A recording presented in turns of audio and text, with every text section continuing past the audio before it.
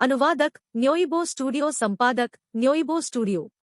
जियो लो ने स्पष्ट रूप से चेतना प्राप्त की और खुद को अस्पताल के बिस्तर पर पड़ा पाया। कीटाणुनाशक की मजबूत गंध ने हवा को अनुमति दी। यह एक अस्पताल है? मैं अस्पताल में क्यों हूँ? जियो लो डूब गया, बेहद हैरान महसूस कर रहा था। लेकिन उसका मस्तिष्क, जिसने उसके कार्यों को पुनः प्राप्त किया था, जल्दी से उसे सब कुछ बता दिया। अपनी प्रेमिका के बाद झाओ मेंकी उसके साथ टूट गया। उसने अपनी सस्ती घरेलू कार को उपनगरों में चला दिया, जहां उसने अपनी भावनाओं को हवा देने के लिए सड़क पर गिरा दिया। पहले बारिश हो रही थी और सड़क धीमी थी। इसके अलावा देर रात थी। वह बहुत अनजाने में एक दुर्घटना में शामिल हो गया। कार, जो 1 घंटे में 120 मील से अधिक जा रही थी, सड़क से दूर चली गई और खेत में 3 मीटर की गिरावट के साथ हेडफर्स्ट नीचे गिर गया। वह उसके बाद कुछ भी याद नहीं कर सकता था और यह नहीं जानता था कि अच्छे सामरी कौन थे जो उसे अस्पताल ले आए थे। यही एकमात्र कारण था कि वह अभी भी जीवित था। क्रीक। उस समय वार्ड के दरवाजे को खुला धकेल दिया गया था और तरल दवाओं की एक ट्रे ले जाने वाली एक मीठी दिखने वाली नर्स अंदर चली गई थी। जब उसने देखा कि जियो लो जाग गया था और बैठ गया था, तो चिंतन में डूब गया। वह तुरंत अलार्म में चिल्लाया। उसके हाथों में तरल दवाएं जमीन पर दुर्घटनाग्रस्त हो गई और पूरे फर्श पर फैल गई। उसने देखा जैसे उसने कोई भूत देखा हो। उसकी आंखें खुली हुई थी और उसने जियो लो को अपने कांपते दाहिने हाथ से इशारा किया और हकलाया, आप कैसे जाग रहे हैं? जियो लो को नहीं पता था कि उसके दिमाग में क्या चल रहा था और क्या यह नर्स नहीं है। यदि नहीं, तो वह एक मरीज को देखने के लिए इतनी तीव्र प्रतिक्रिया क्यों कर रही है जो जाग गया था। उसने खुद को ऊपर और नीचे देखा और फिर बाएं से दाएं। बाद में उन्होंने अपने हाथ फैलाए और कहा, यह स्पष्ट है। उन्होंने ध्यान से पूछा, क्या कुछ गलत है? आप कैसे जाग सकते थे?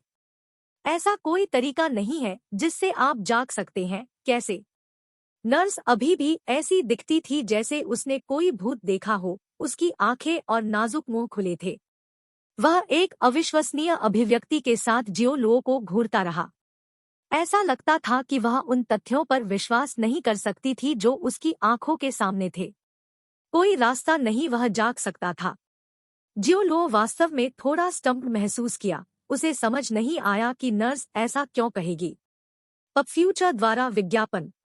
जैसे ही वह उससे एक सवाल पूछने वाला था, नर्स ने उसका सिर घुमाया और बाहर भाग गई। उसकी हिस्टेरिकल चीखना गलियारे से नीचे गूंजती है, डॉक्टर झांग, यह बुरा है। वार्ड 438 में रोगी जाग रहा है। बस क्या हो रहा था? जियो लो कुल नुकसान में था। वह स्थिति का कारण नहीं जान सका। इसके अलावा वह अपने वार्ड नंबर के बारे में अवाक था। 438 एक शुभ संख्या नहीं थी, इसका नाम था शापित मूर्ख। इस समय सिस्टम नोटिफिकेशन की एक श्रृंखला अचानक उनके दिमाग में आ गई, जिसका स्वर एक लोकप्रिय ऑनलाइन गेम की सिस्टम आवाज की तरह था, लीग ऑफ लीजेंड्स। यह एक विस्तारक और अतिरंजित गुणवत्ता वाली महिला की अत्यधिक मॉड्यूलेटेड आवाज भी थी। डिंग! बधाई हो, आपने 10 अंक अर्जित किए हैं। क्या आप मोचन के साथ आगे बढ़ने के लिए मॉल खोलना चाहेंगे? जियो लो ने ताजी हवा की सांस में चूसा। यह किस मदर किंग स्थिति थी? 21वीं सदी के एक नए युवा के रूप में वह विश्वास नहीं कर सकता था कि इस तरह की अपमानजनक बात हो सकती है। यह बस सभी सामान्य ज्ञान के खिलाफ चला गया। उसने सोचा कि वह मतिभ्रम कर रहा है, शायद एक परिणाम का परिणाम है, लेकिन फिर उसकी आंखों के सामने एक हल्का पैनल दिखाई दिया। यह एक उच्च तकनीक वाले फिर से शुरू की तरह था जिसने उसके बारे में जानकारी की एक श्रृंखला दिखाई। होस्ट जियो लो। आयु 26। अंक 10 अंक। वर्तमान पहचान, हुआ है निगम कर्मचारी। वर्तमान राज्य का स्तर, औसत दर्जे का। क्या? मेडियोकर? यह देखकर जियो लो तुरंत खुद के पास लौट आए। उन्होंने इसे अस्वीकार्य और सोचा, किसी भी मामले में मैं अभी भी हुआ है मैन्युफैक्चरिंग कॉर्पोरेशन का इंजीनियर हूँ। अगर इंजीनियरों को भी औसत दर्जे का माना जाता है, तो इस दुनिया में कोई भी औसत दर्जे का नहीं है। ऐसा लगता था कि सिस्टम ने उनके दिमाग में विचारों को सुना था और इसकी अधिसूचना टोन फिर से लग रही थी। डिंग। होस्ट, विदेशी भाषाओं में संवाद करने की आपकी क्षमता खराब है और आपका शरीर बीमार स्थिति में है। नैतिकता, बुद्धिमत्ता, शारीरिक फिटनेस और सौंदर्य शास्त्र के संदर्भ में आप उनमें से किसी में भी अच्छे नहीं हैं। यदि आप औसत दर्जे के नहीं हैं, तो आप क्या है? FC के तुम। जियो लो का एक उत्कृष्ट स्वभाव था, लेकिन सहिष्णुता के लिए उनकी क्षमता अपनी सीमा तक पहुंच गई थी। इस समय वह मदद नहीं कर सका, लेकिन एक और शपथ शब्द फूंक दिया। फिर उसने पूछा, तुम क्या हो? डिंग। मुझे जीनियस सिस्टम विदाउट इक्वल कहा जाता है और मैं एक समानांतर ब्रह्मांड से आता हूं जो 100 अरब प्रकाश वर्ष दूर है, सिस्टम की आवाज ने जवाब दिया। समानांतर ब्रह्मांड? जियो लो के सदमे को शब्दों में नहीं डाला जा सकता था। उसके सामने के तथ्यों ने उसे इस अदृश्य और अमूर्त प्रणाली द्वारा बोले गए शब्दों पर विश्वास करने के लिए मजबूर किया। क्योंकि वह पहले से ही एक समानांतर ब्रह्मांड की अवधारणा को जानता था, उसने अवचेतन रूप से पूछा, क्या वहां भी पृथ्वी है? पॉप फ्यूचर द्वारा विज्ञापन। डिंग। बेशक, लेकिन प्रौद्योगिकी का स्तर 1 लाख साल आगे है। FCK मी। थोड़े समय के लिए जियो लो का मस्तिष्क यह स्वीकार नहीं कर सका कि वह क्या सुन रहा था। विज्ञान और प्रौद्योगिकी का एक स्तर जो 100,000 साल आगे था। यह किस तरह का दृश्य होगा? वहां के मनुष्य संभवतः विज्ञान और प्रौद्योगिकी की शक्ति के माध्यम से पुनर्जन्म और मृत्यु के चक्र से बच गए थे। डिंग। मैं समय और स्थान में अराजक प्रवाह के कारण इस ब्रह्मांड में पहुंचा। मैं आप में एक परजीवी बन गया जो मृत्यु के कगार पर था। मैं आपको विशेष रूप से एक मुफ्त जीवन विस्तार दूंगा। जियो लो चकित था। अपने IQ के साथ वह तुरंत समझ गया कि नर्स ने अपना कंपार्टमेंट क्यों खो दिया था जब उसने देखा कि वह जाग गई थी। तो यही कारण था। मैं इतनी जल्दी जागने वाला नहीं था, लेकिन मैंने सिस्टम से जीवन विस्तार के कारण किया। दूसरे शब्दों में, जियो लो एक डॉक्टर द्वारा एक निराशाजनक मामले के रूप में निदान किए जाने के बाद आया था। इस प्रकाश में नर्स के अतिरेक का अर्थ है। जब उसे यह पता चला तो उसका मन और अधिक सहज महसूस हुआ। उन्होंने पूछकर विषय बदल दिया, आप मेरे जीवन का विस्तार करने के अलावा मेरे लिए और क्या कर सकते हैं? डिंग। यह प्रणाली आपको समान के बिना एक प्रतिभा में बना सकती है। समान के बिना एक प्रतिभा? क्या यह किसी प्रकार की संकी है जो सब कुछ जानती है? जियो लो ने पूछा। डिंग। आप कह सकते हैं। क्या कीमत है? जियो लो मुक्त लंच में विश्वास नहीं करते थे। डिंग। मॉल में विभिन्न क्षमताओं को भुनाने के लिए अंकों का उपयोग करके जितनी अधिक लागू क्षमताएं हैं, उतने अधिक बिंदुओं की आवश्यकता है। सिस्टम की शुरुआत के बाद मॉल दिखाने के लिए लाइट पैनल बदल गया, विभिन्न क्षमताओं को प्रदर्शन में पैक किया गया था। विदेशी भाषा क्षमता, गेमिंग क्षमता, मेमोरी क्षमता और बहुत कुछ थे। जियो लो उन सभी को एक नज़र में नहीं ले सकते। एक बार देखने के बाद उसे कोसने जैसा लगा।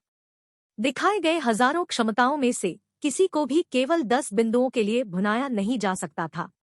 सिस्टम, क्या आप मुझे बता सकते हैं कि 10 बिंदुओं के लिए किन क्षमताओं को भुनाया जा सकता है? जियो लो ने हार नहीं मानी। वह परीक्षण करना चाहता था कि क्या यह मतिभ्रम था या शायद किसी का शरारत। डिंग। आप 10 बिंदुओं के लिए किसी भी क्षमता को भुना नहीं सकते हैं। जियो लो को अतिरंजित किया गया था। आप मेरे साथ खिलवाड़ कर रहे हैं। डिंग। अंक अर्जित किए जा सकते हैं। होस्ट करें, चिंता न करें। तो अंक अर्जित किए जा सकते हैं। जियो लो की आंखें चमक गई। मैं अंक कैसे कमाऊं? डिंग। आश्चर्य, जिज्ञासा, झटका और मेजबान की वजह से किसी भी अन्य मानवीय भावनात्मक प्रतिक्रियाओं को स्वचालित रूप से सिस्टम द्वारा प्रतिष्ठित और अवशोषित किया जाएगा और फिर स्वचालित रूप से भावना की गहराई के आधार पर संबंधित बिंदुओं में परिवर्तित हो गया। मैं देख रहा हूं। जियो लो तुरंत समझ गए। यह बिना समान के एक प्रतिभाशाली प्रणाली नहीं थी।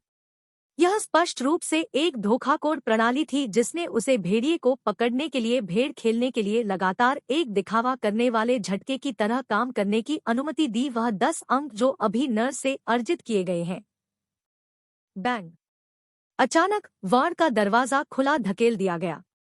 सफेद कोट में डॉक्टरों के एक बड़े समूह को झुंड में जब उन्होंने जियो लो को बैठे देखा तो वे सभी जमीन पर खड़े हो गए, जैसे कि उन्हें डर लग गया हो। उनकी आंखें सदमे में खुली थी क्योंकि उन्होंने जियो लो को देखा था। अध्याय 2, भाड़े के राजा का संविधान। अनुवादक न्योइबो स्टूडियो, संपादक न्योइबो स्टूडियो।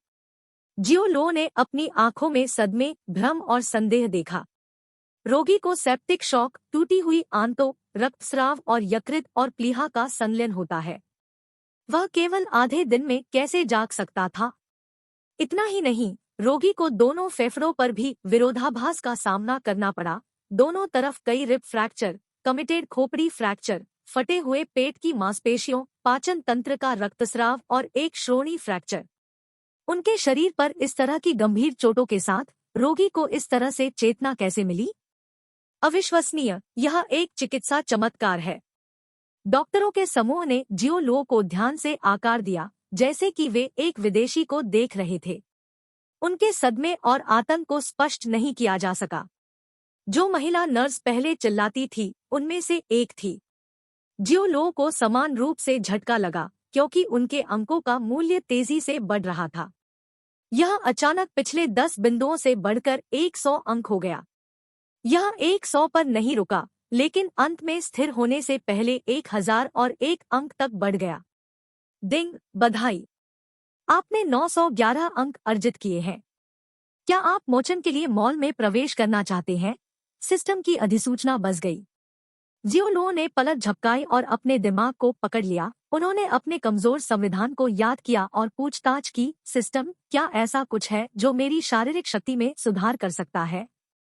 जैसे ही शब्द बोले गए, संविधान, किंग ऑफ मर्केनेरीज नामक एक क्षमता प्रकाशयुक्त चांदी की स्क्रीन पर दिखाई दी, लेकिन इसे भुनाने में 1000 अंक खर्च होंगे। एक व्याख्यात्मक नोट क्यों नहीं है? जियो लो हैरान था। डिंग! संविधान, भाड़े के राजा मेजबान को जल्दी से एक भाड़े के राजा की क्षमता रखने में सक्षम बना सकता है। इसमें शारीरिक शक्ति, युद्ध का अनुभव, प्रतिक्रिया की क्षमता, आग्नेयास्त्रों का ज्ञान आदि शामिल नहीं है। एक बार भुनाए जाने के बाद यह स्थायी रूप से प्रभावी होगा। क्या आप मोचन के साथ आगे बढ़ना चाहते हैं? सिस्टम की आवाज ने कहा। FCK मी!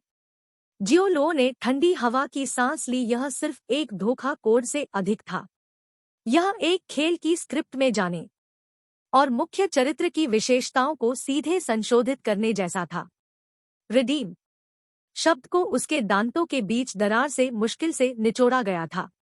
वह अभी भी विश्वास नहीं कर सकता था कि यह प्रणाली वास्तव में अस्तित्व में थी, जब तक कि उसका शरीर अचानक वास्तविक के लिए मजबूत नहीं हो गया।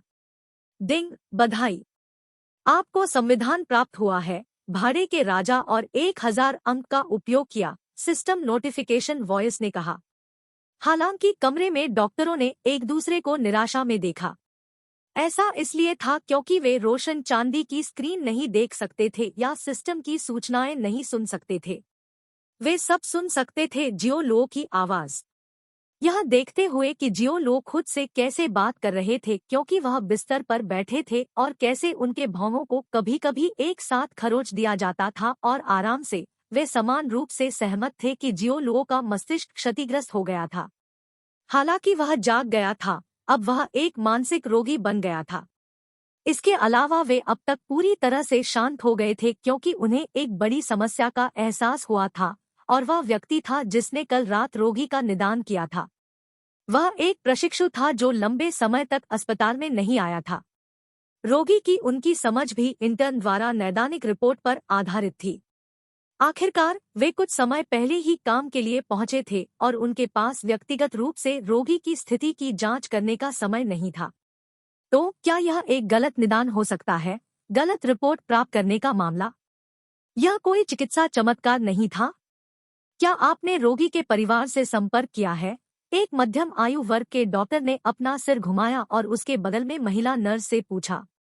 महिला नर्स ने सिर हिलाया। हम अपने सेल फोन के माध्यम से रोगी के परिवार से संपर्क करने वाले हैं। झांग दशान नाम का एक व्यक्ति सिर्फ फोन करने के लिए हुआ और उसने कहा कि वह रोगी का अच्छा दोस्त है। हमने झांग दशान को रोगी की स्थिति बताई और वह तुरंत आने के लिए सहमत हो गया। उसे अब अपने रास्ते पर होना चाहिए। मध्यम आयु वर्ग के डॉक्टर ने कहा, बहुत अच्छा, रोगी के चिकित्सा खर्चों के झांग दशान को सूचित करना याद रखें। हम ठीक है, महिला नर्स ने जवाब में सिर हिलाया। वैसे रोगी के लिए एक और पूर्ण शरीर परीक्षा की व्यवस्था करें। मुझे दृढ़ता से संदेह है कि उनकी परीक्षा रिपोर्ट गलत थी। क्या? दाहिनी आंख का फाड़ना और खून बहना? उसे देखो, उसके शरीर पर कहीं भी कोई चोट नहीं है। क्या जियो लाई, जिन्होंने कल रात मेरी शिफ्ट पर कब्जा कर लिया था, ने नौकरी छोड़ दी? अधेड़ उम्र के डॉक्टर ने झांसा दिया। बस फिर बिना किसी चेतावनी के अचानक वार्ड में एक सर्द वातावरण फैल गया। वार्ड के डॉक्टर इस ठंड की भावना को हिला नहीं सके। वे सभी जियो लो से अपनी आंखें नहीं हटा सकते थे, जो अस्पताल के बिस्तर पर बैठे थे। वे इस समय एक मजबूत गलतफहमी का सामना कर रहे थे कि यह अस्पताल के बिस्तर पर बैठे व्यक्ति नहीं थे, बल्कि एक बेहद खतरनाक रक्तहीन जानवर थे। यह ऐसा था जैसे यह उन्हें किसी भी समय खा सकता है, हड्डियों के ढेर के अलावा कुछ भी नहीं छोड़ सकता है। विशेष रूप से जियो लो की आंखें, उनकी चिलिंग आभा उन पर दब गई और उसका पैशाचिक इरादा भारी था। यह एक जंगली जानवर की आंखों की तरह था और उन्होंने वास्तव में एक कंपकंपी महसूस की जो उनकी आत्माओं से शुरू हुई थी। पब फ्यूचर द्वारा विज्ञापन। यह कैसे हुआ? क्या यह एक मदिभ्रम या एक गलत धारणा थी? डॉक्टर सभी दंग रह गए और वे मूर्खता से यह नहीं बता सके कि यह वास्तविक था या नहीं। लेकिन उनके माथे ठंडे पसीने में टूटना बंद नहीं कर सके। वे समझ नहीं पाए कि किसी व्यक्ति का स्वभाव एक पल में नाटकीय रूप से कैसे बदल सकता है। जियो लो को इस समय बहुत अजीब और अद्भुत लगा। उसके शरीर में अनथीन ताकत लग रही थी और 2 साल से अधिक समय तक परेशान रहने वाले एंकिलोजिंग स्पॉन्डिलाइटिस ठीक हो गया था। उनकी पूरी पीठ अब बेहद हल्की लग रही थी। उनके शरीर ने कभी भी आराम की इस पूर्ण और अनर्गल भावना का अनुभव नहीं किया था। यहाँ तक कि उसकी दृष्टि बहुत स्पष्ट हो गई थी। वह आसानी से वार्ड में छोटे जीवों को भी देख सकता था, जैसे कि मकड़ी दीवार पर चुपचाप लेटी रहती है और शिकार की प्रतीक्षा में खुद की सेवा करती है। लाओ जियो। वार्ड के बाहर से एक तेज आवाज आई और यह जल्दी से दरवाजा खुला हुआ था। जियो लो की उम्र के समान एक युवक द्वार पर दिखाई दिया। युवक का मांसल चेहरा था। उसका पूरा चेहरा मोटा और गोल था, लेकिन उसका शरीर मोटा नहीं था, यह पतली तरफ भी था। ऐसा लग रहा था कि एक मोटे आदमी का सिर पतले आदमी की गर्दन पर लगा हुआ था। उन्होंने चालक दल में कटौती की और कुछ अलग माथे की झुर्रियां थी। उसके चेहरे पर त्वचा बहुत खुरदरी थी। युवक ने अपने टकटकी से पहले उस अस्पताल के बिस्तर पर जियो लो पर उतरने से पहले चारों ओर देखा। फिर उन्होंने डॉक्टरों की पूरी तरह से अवहेलना की, उन्हें हवा की तरह व्यवहार किया क्योंकि वह सीधे जियो लो की ओर भागे। जियो लो के शरीर की एक सामान्य परीक्षा के बाद तेज आवाज अचानक चिल्लाया, FCK, जो कि डॉक्टर ने कहा कि मेरा भाई सदमे में था और सब्जी बनने जा रहा था। मैं बिना नाश्ता किए भी दौड़ पड़ा। आप क्या करने की कोशिश कर रहे थे? जैसे ही यह कथन बोला गया, वार्ड में डॉक्टरों का समूह अचानक लाल हो गया, विशेष रूप से मध्यम आयु वर्ग के डॉक्टर।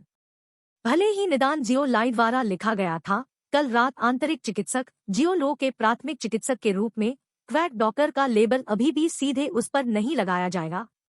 अहम।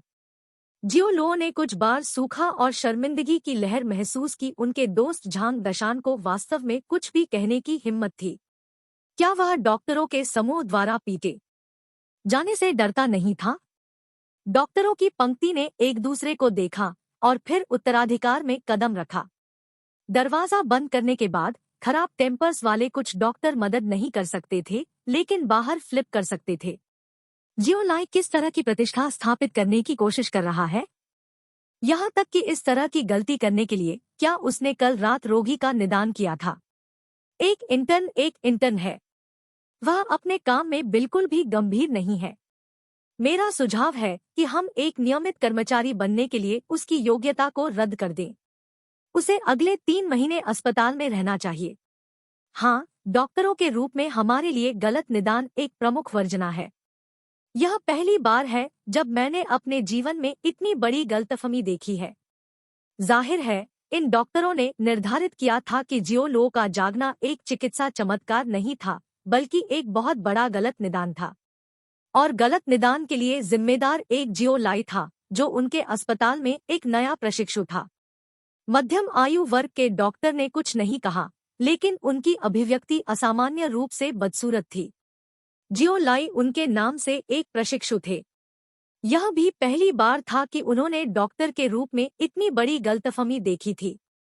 वह आमतौर पर दूसरों से प्यार करता था और यहाँ तक कि एक पट्टिका भी उपहार में दी गई थी जिसमें कहा गया था कि हमारे जीवनकाल का हुआ तो।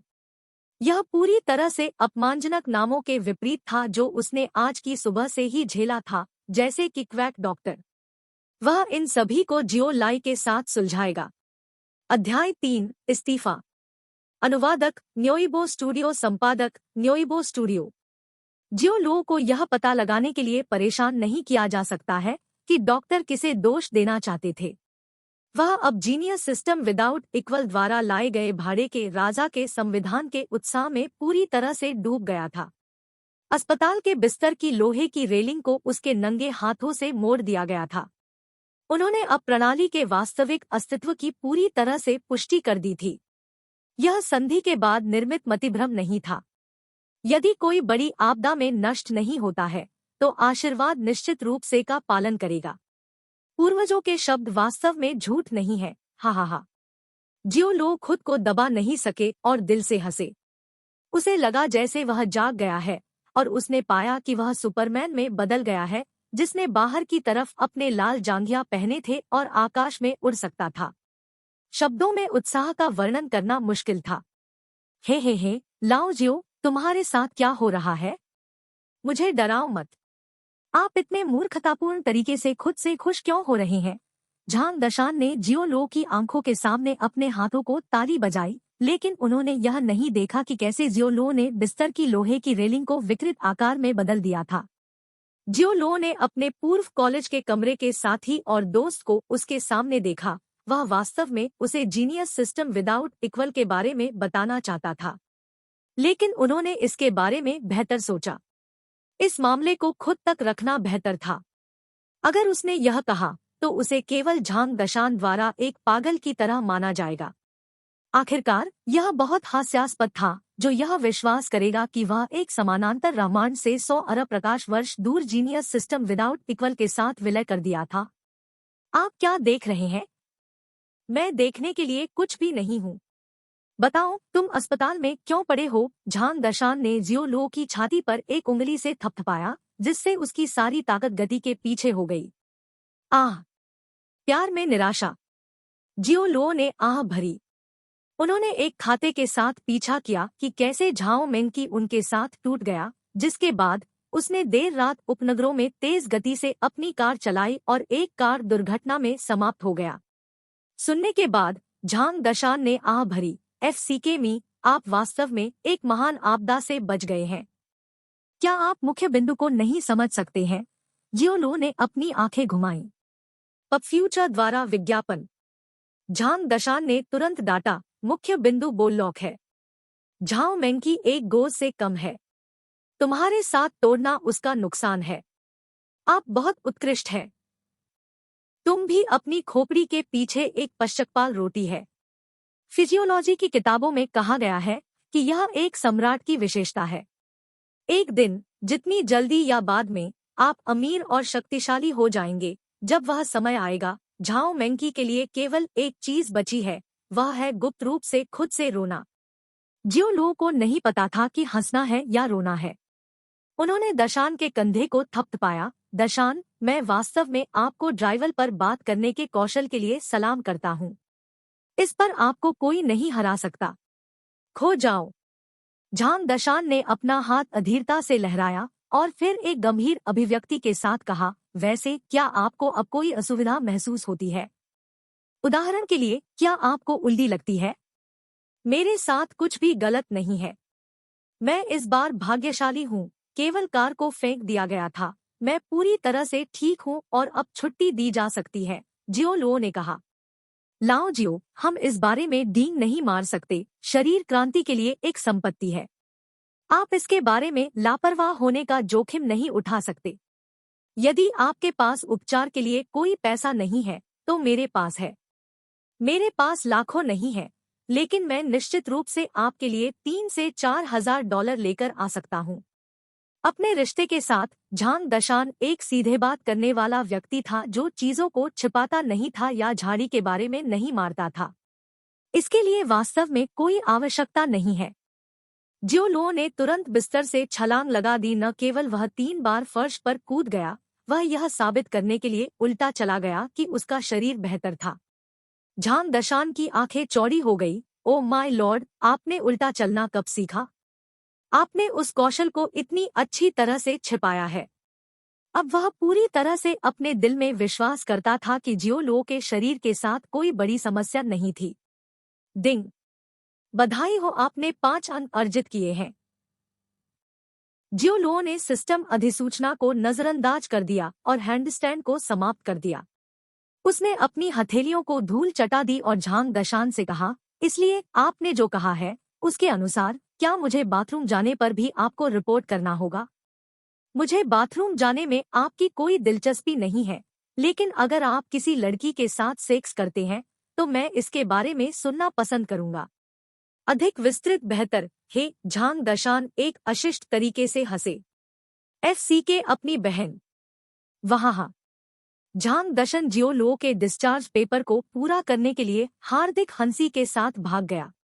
अस्पताल छोड़ने के बाद उन्होंने एक साथ एक साधारण नाश्ता किया। जियो लो और झांग दशान ट्रैफिक पुलिस के पास गए जहां उनकी घरेलू कार थी। कार गंभीर रूप से विकृत थी, यहां तक कि इंजन भी टूट गया था। यहां तक कि अगर इसकी मरम्मत की गई थी तब भी यह टूटी हुई कार की तरह एक सपाट सड़क पर भारी उछाल देगा। वह केवल इसके लिए आवेदन कर सकता था कि उसे हटा दिया जाए। इसके बारे में बुरा मत मानना, यह सिर्फ एक कार है। यदि पुराना नहीं जाता है तो नया नहीं आएगा। यही तर्क गर्लफ्रेंड पर लागू होता है। हमेशा एक अच्छी कार होती है, इस दुनिया की एक अच्छी महिला जो पूरी तरह से आपके पास है, झांग दशान ने सांत्वना दी। जियो लो मुस्कुराए और बोले नहीं। ग्रिम रीपर के चंगुल से मुश्किल से बचने के बाद उसने अपने दिमाग में कई चीजों को पा लिया था। उनकी मानसिक स्थिति पहले की तुलना में बहुत अधिक शांत और एकत्र थी। पब फ्यूचर द्वारा विज्ञापन। क्या आप घर या कंपनी जाना चाहते हैं? झांग दशान ने अपने कोरोला के चालक का दरवाजा खोला और जियो लो से पूछा। कंपनी के लिए। एफसीके आप कार दुर्घटना के बाद भी काम पर जाने पर जोर देते हैं। यदि मैं जैक मा हूं तो मैं निश्चित रूप से आपको एक समर्पण आशीर्वाद कार्ड भेजूंगा। अलीपे द्वारा एआर गेम में एक श्रेणी जहां कोई पैसा जीत सकता है। मैं काम पर नहीं जा रहा हूं, लेकिन इस्तीफा देने के लिए, जियो लो ने असहाय होकर कहा। झांग दशान डूब गया, थोड़ा उत्तेजित महसूस कर रहा था। आप सिर्फ झाओ मेंकी के कारण इस्तीफा दे रहे हैं? मेरा भाई, क्या आप एक हारे हुए व्यक्ति की तरह काम नहीं कर रहे हैं? जियो लो ने आह भरी, लेकिन व्याख्या नहीं की। उसने सामने की यात्री सीट का दरवाजा खोला और कार में बैठ गया। वास्तव में उन्होंने बहुत पहले इस्तीफा देने के बारे में सोचा था। न केवल एक विनिर्माण कारखाने में हर दिन एक दोहरावदार पीस में काम कर रहा था, इसमें चुनौतियों का भी अभाव था। वह इसमें कोई भविष्य नहीं देख सकता था। उन्होंने इस नौकरी के बारे में कभी विशेष रूप से खुश महसूस नहीं किया था। अगर झाओ मेंकी भी हुहाई समूह में काम नहीं करते तो उन्होंने बहुत पहले छोड़ दिया होता।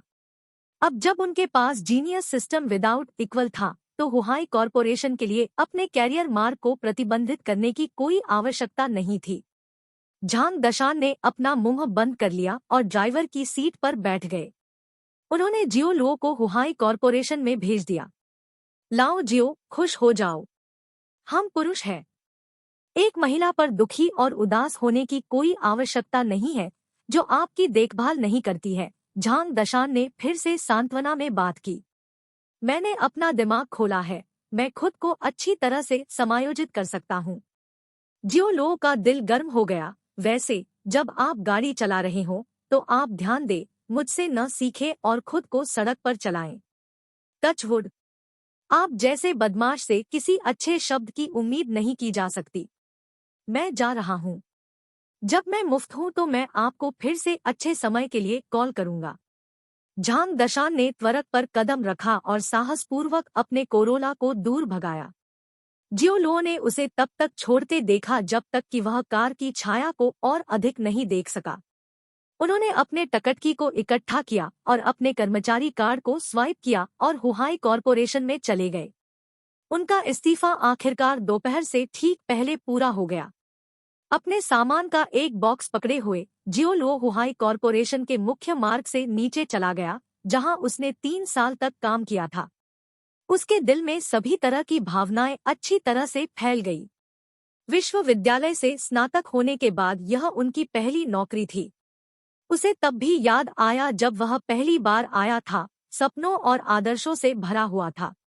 हर दृश्य एक फिल्म की तरह उसके दिमाग में छा गया। जियो लो, वहीं रुक जाओ। उसके स्वर के पीछे एक परिचित आवाज निकली, जिसमें उसके स्वर के पीछे एक संकेत था। जियो लो रुक गया और एक सुंदर चेहरे से मिलने के लिए वापस मुड़ गया। वह झाओ मेंकी थी, जो एक मधुर दिखने वाली स्टाइलिश पोशाक वाली महिला थी। उन्हें इस बात पर बिल्कुल भी आश्चर्य नहीं हुआ कि झाओ मेंकी को उनके इस्तीफे के बारे में पता था। आखिरकार उसने एचआर विभाग में काम किया। हुहाई कॉरपोरेशन में हजारों थे, चाहे वे रुके हों या बचे हों। एचआर विभाग के पास उन सभी के विस्तृत रिकॉर्ड थे। क्या कुछ गलत है? जियो लो ने उदासीनता से पूछा। झाओ मेंकी अपनी ऊंची एड़ी के जूते में उसके पास भाग गया। उसने अपनी आंखों में एक कर्कश अभिव्यक्ति के साथ जियो लो के बॉक्स की सामग्री पर नजर डाली। जियो लो, क्या आप थोड़ा अधिक परिपक्व नहीं हो सकते? आप और मैं, हम अंत में आए हैं, लेकिन क्या आपको इस पर इस्तीफा देना होगा और अपना भविष्य बर्बाद करना होगा? यहाँ तक कि अगर आप अपने बारे में सोचना नहीं चाहते हैं, तो आपको अपने परिवार पर विचार करना होगा। इस्तीफा देने के बाद आपके पास आय का कोई स्रोत नहीं होगा। क्या आप वापस जाने और अपने माता पिता से दूर रहने का इरादा रखते हैं? अध्याय 4, पूर्व और वर्तमान। अनुवादक न्योइबो स्टूडियो, संपादक न्योइबो स्टूडियो। जियो लो को लगा कि कार दुर्घटना के बाद उनका पुनर्जन्म हुआ है। उन्हें वास्तव में झाओ मेंकी के बारे में ज्यादा शिकायतें नहीं थी। उसने किसी भी चीज से अधिक सुन्न महसूस किया और अपनी पसंद के बारे में अपनी समझ व्यक्त की। आखिरकार दुनिया हमेशा बहुत यथार्थवादी और क्रूर रही है। मैंने व्यक्तिगत कारणों से इस्तीफा दे दिया, इसका आपके साथ बहुत कम संबंध है। जियो लो मुस्कुराया। अगर कुछ और नहीं है तो अलविदा। अपने 4 साल के रिश्ते के लिए एक पूर्ण विराम लगाने के लिए एक अलविदा। उनके बीच कोई उलझाव नहीं था, कोई उत्सव नहीं था। वह उस गरिमा को नहीं निभाएगा जो उसके पास एक आदमी के रूप में थी और कुछ भी करने के लिए, अपील करने के लिए। वह हवा में घूम गया और चला गया। झाओ मेंकी उसी स्थान पर जड़ से खड़ा था और केवल उसके दिल में खालीपन महसूस करता था। वह मूल रूप से जियो लो की कमियों के बारे में शेखी करने के लिए आई थी और यह भी पुष्टि करने के लिए कि जियो लो को छोड़ने का उसका विकल्प सही था। ऐसा कमजोर और अक्षम व्यक्ति उसके योग्य नहीं था सब। लेकिन नतीजा वह नहीं था जिसकी उसे उम्मीद थी। जियो लो ने उसके साथ रहने की विनती नहीं की, न ही उसकी कोई दुखद भावना थी जिसने अचानक उसे थोड़ा आक्रोश महसूस कराया। चीजें ऐसी नहीं होनी चाहिए। N/0 बिन। जियो लो, यह दिखावा न करे कि आप परवाह नहीं करते हैं। मुझे पता है कि आप वास्तव में मुझसे नफरत करते हैं, लेकिन यह वास्तविकता है। झाओ मेंकी चिल्लाया, मैं लगभग आपके जीवन के प्रक्षेपवक्र की भविष्यवाणी कर सकता हूँ। आप एक कामकाजी आदमी के भाग्य से बच नहीं सकते। शायद आप एक दिन सफल होंगे, लेकिन 10 साल या 20 साल बाद कौन जानता है। आप इसे बर्दाश्त कर सकते हैं, लेकिन मैं अपनी जवानी बर्बाद नहीं कर सकता। मैं शादी के बाद आपके साथ एक संकीर्ण किराए के घर में नहीं रहना चाहता और मैं एक घर के लिए डाउन पेमेंट के बाद 30 साल के लिए हमारे बंधक का गुलाम नहीं बनना चाहता। ऐसा नहीं है कि मैं उस तरह से कैसे जीना चाहता हूँ। जियो लो ने अपना सिर घुमाया और एक खाली अभिव्यक्ति के साथ कहा, तो इसलिए मैंने आपको छोड़ने और अपने भविष्य के लिए योजना बनाने के लिए चुना। स्वधर्मी आवाज में जवाब देते हुए झाओ मेंकी ने धमाका किया। ठीक है, आपने सही किया। जियो लो ने शुरू से अंत तक अपने चेहरे पर मुस्कान बनाए रखी। उनकी सहजता और शांति अपरिवर्तित रही। मुझे कठिन दस्तक के स्कूल में सबक देने के लिए धन्यवाद। पब फ्यूचर द्वारा विज्ञापन। झाओ मेंकी एक बार फिर दंग रह गए। उसे समझ नहीं आया कि जियो लो अभी भी इतना शांत क्यों हो सकता है। क्या उसे सभी तर्कसंगत सोच खोनी चाहिए और पागल हो जाना चाहिए? क्या यह आदमी दिखावा कर रहा था या उसने वास्तव में परवाह नहीं की थी? किकी। इस समय झाओ मेंकी के बगल में एक लैम्बोर्गिनी स्पोर्ट्स कार रुकी। एक सुंदर युवक के चेहरे को प्रकट करते हुए खिड़की लुढ़क गई। एक नजर से कोई यह बता सकता है कि वह एक युवा गुरु था जो बचपन से ही लाड़ प्यार करता था। उनकी त्वचा बहुत निष्पक्ष थी और उन्होंने ब्रांडेड परिधान पहने थे। जियो लो ने एक नजर में पहचाना कि यह हुआ हैफेंग, हुहाई कॉरपोरेशन के अध्यक्ष का बेटा था, जिसे यंग मास्टर हुआ भी कहा जाता है। उन्हें कुल प्लेबॉय कहा जाता था। हुहाई कॉरपोरेशन में कई खूबसूरत अविवाहित महिलाओं का उनके साथ थोड़ा इतिहास था। किकी, आप यहाँ क्या कर रहे हैं? हुआ हाइफेंग ने स्पोर्ट्स कार से यह महसूस करने से पहले कि जियो लो था। उन्होंने एक शत्रुतापूर्ण अभिव्यक्ति के साथ जियो लो की ओर इशारा किया। वह कौन है? झाओ मेंकी बल्कि शर्मिंदा था, लेकिन उसने कुछ भी नहीं छिपाया। उसने कहा कि सहवास, वह जियो लो है। जियो लो? तो वह आपका पूर्व है। हुआ हाइफेंग को अचानक एहसास हुआ। यह स्पष्ट था कि वह जियो लो के अस्तित्व और झाओ मेंकी और जियो लो के बीच के संबंध के बारे में जानता था। उन्होंने जियो लो पर नजर डाली और उनकी आंखों में एक अस्पष्ट अभिव्यक्ति चमक गई। चूंकि वह आपका पूर्व है, इसलिए यह मेरे लिए अयोग्य होगा, वर्तमान के रूप में, उसे नमस्ते कहने के लिए नहीं। युवा मास्टर हुआ, आपकी स्थिति के साथ आपको उसे नमस्ते कहने की कोई आवश्यकता नहीं है। चलिए, झाओ मेंकी ने कहा। हुआ हाइफेंग और जियो लो ने एक तेज विपरीत का गठन किया। जितना अधिक वह जियो लो को देखती थी, उतना ही उसे लगता था कि वह असमर्थ और शक्तिहीन है। वह वास्तव में ढेर के नीचे का था। वह हुआ हाइफेंग, जिनके पास एक विशिष्ट स्थिति थी, और जियो लो के बीच कोई बातचीत नहीं देखना चाहती थी। क्योंकि आप ऐसा नहीं कह सकते। आखिरकार मैंने दिखाए जाने से पहले उसने आपका ख्याल रखा।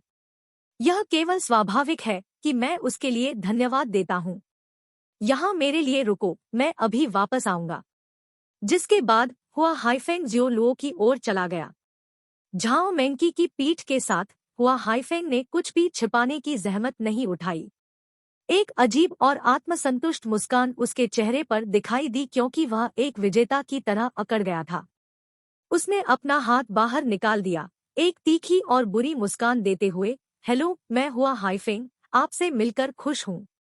जियो लो ने परेशान किया और एक मोनोटोन में कहा, क्षमा करें, मैं सामान रख रहा हूँ। मैं अपना हाथ बाहर नहीं रख सकता। पब फ्यूचर द्वारा विज्ञापन। अफवाहों ने उसे न्याय नहीं दिया। अब जब जियो लो ने हुआ हाइफेंग को व्यक्तिगत रूप से देखा था, तो उन्होंने पूरी तरह से माना कि हुआ हाइफेंग के बारे में उन बुरी अफवाहें सच थी। उसने दूर से भी एक मैल की गंध पकड़ी थी। जियो लो, यह आपका सम्मान है कि यंग मास्टर हुआ आपके साथ हाथ मिला रहा है। आप अधिक से अधिक तस्वीर से अनभिज्ञ क्यों हैं? झाओ मेंकी ने जो गुस्सा अनुभव किया, वह केवल इस घटना के कारण नहीं था। उसने दो आदमियों के सामने यह दिखाने के लिए कहा कि वह हुआ हाइफेंग की तरफ मजबूती से खड़ी है। जियो लो ने उसके लिए एक बहरा कान बना दिया। निराशा के अलावा झाओ मेंकी के प्रति कुछ भी महसूस नहीं हुआ। उनका 4 साल का रिश्ता एक बलिदान वस्तु बन गया था क्योंकि उन्होंने हुआ हाइफेंग का पक्ष लिया था। उसने अचानक महसूस किया कि वह पिछले 4 वर्षों से अंधा था। उन्होंने इस रिश्ते पर 4 साल बर्बाद कर दिए थे। इस समय हुआ हाइफेंग हंसे। जियो लो, आप काफी चरित्रवान हैं। मैं वास्तव में आपकी प्रशंसा करता हूँ। वैसे क्या आप मेरे सहायक होने में रुचि रखते हैं? मैं गारंटी देता हूँ कि आपको $28,000 का वार्षिक वेतन मिलेगा। बेशक वह जियो लो को अपना सहायक बनाने के लिए आमंत्रित करने के बारे में ईमानदार नहीं था। इसके बजाय वह जानबूझकर जियो लो का मजाक उड़ाने और उसे हड़ताल करने के बहाने के रूप में इसका इस्तेमाल करना चाहता था। हुआ हाइफेंग किसी और के केक को जब्त करने और उसके सामने खाने के लिए विशेष उपलब्धि और रोमांच की भावना महसूस करेगा। मुझे कोई दिलचस्पी नहीं है। जियो लो ने उन 3 शब्दों को गिरा दिया और दूर हो गए। हुआ हाइफेंग की आंखें संकुचित हो गई और एक द्रुतशीतन प्रकाश उत्सर्जित किया। प्रतीक्षा करें। वह जियो लो के पास गया और अपना मुंह उसके कानों के करीब रख दिया। उन्होंने यह कहते हुए अपने वास्तविक स्वभाव का खुलासा किया। आईएफ ने कल रात आपके लिए अपनी महिला को केकेड किया। उसका शरीर महान है। यह इतना अच्छा था कि मैं मर सकता था। मैंने उस पर सभी 36 चालों की कोशिश की। मुझे उम्मीद नहीं थी कि आपकी तरह एक दिखावादी सीके ने उन 4 वर्षों में एक बार भी उसे केकेड नहीं किया था। मुझे अंत में एक सौदा मिला। हे, इस समाज के लिए एक और लड़की को एक महिला में बदलने पर बधाई। जियो लो मुस्कुराया और बिना किसी दोहक या खुशी के कहा। हुआ हाइफेंग की अभिव्यक्ति तुरंत जम गई। उन्होंने कभी भी जियो लो की प्रतिक्रिया को इतना सुस्त होने की उम्मीद नहीं की थी। इससे अचानक उसे असफलता और हताशा का एक बड़ा एहसास हुआ। वह बाहर पहुंचा और जियो लो के कंधे को पकड़ लिया। उसने अपने दांत पीस लिए और कहा, क्या आप नाराज नहीं हैं? जियो लो के कानों के लिए चुनौतीपूर्ण शब्द लग रहा था, जैसे यह एक अज्ञानी मूर्ख से आया था। उन्होंने मजाक में कहा, वह अब आपकी महिला है, लेकिन आप किसी अन्य व्यक्ति को अपने निजी जीवन के बारे में बता रहे हैं। क्या आप आदी हो गए हैं? यदि अगली बार है तो आप मुझे दृश्य का निरीक्षण करने के लिए आमंत्रित कर सकते हैं। मैं निश्चित रूप से आपके लिए सराहना और जयकार करूंगा। यह केवल तब था जब हुआ हाइफेंग को एहसास हुआ, हाँ, वह झाओ मेंकी का आदमी था। जियो लो द्वारा जवाबी कार्रवाई और कुचल दिए जाने के लिए हुआ हाइफेंग ने अचानक इतना अपमानित महसूस किया कि वह क्रोधित हो गया। उसने एक चाल में जियो लो के कॉलर को पकड़ लिया और स्नेह किया, कचरे का टुकड़ा, आप किस बारे में बात कर रहे हैं? जियो लो की अभिव्यक्ति ठंडी हो गई। मुझे जारी करें। सिर्फ 2 सरल शब्दों के साथ हुआ हाइफेंग को ऐसा लगा जैसे वह एक बर्फ के छेद में गिर गया हो। वह सिर से पैर तक अनैच्छिक रूप से कांप गया।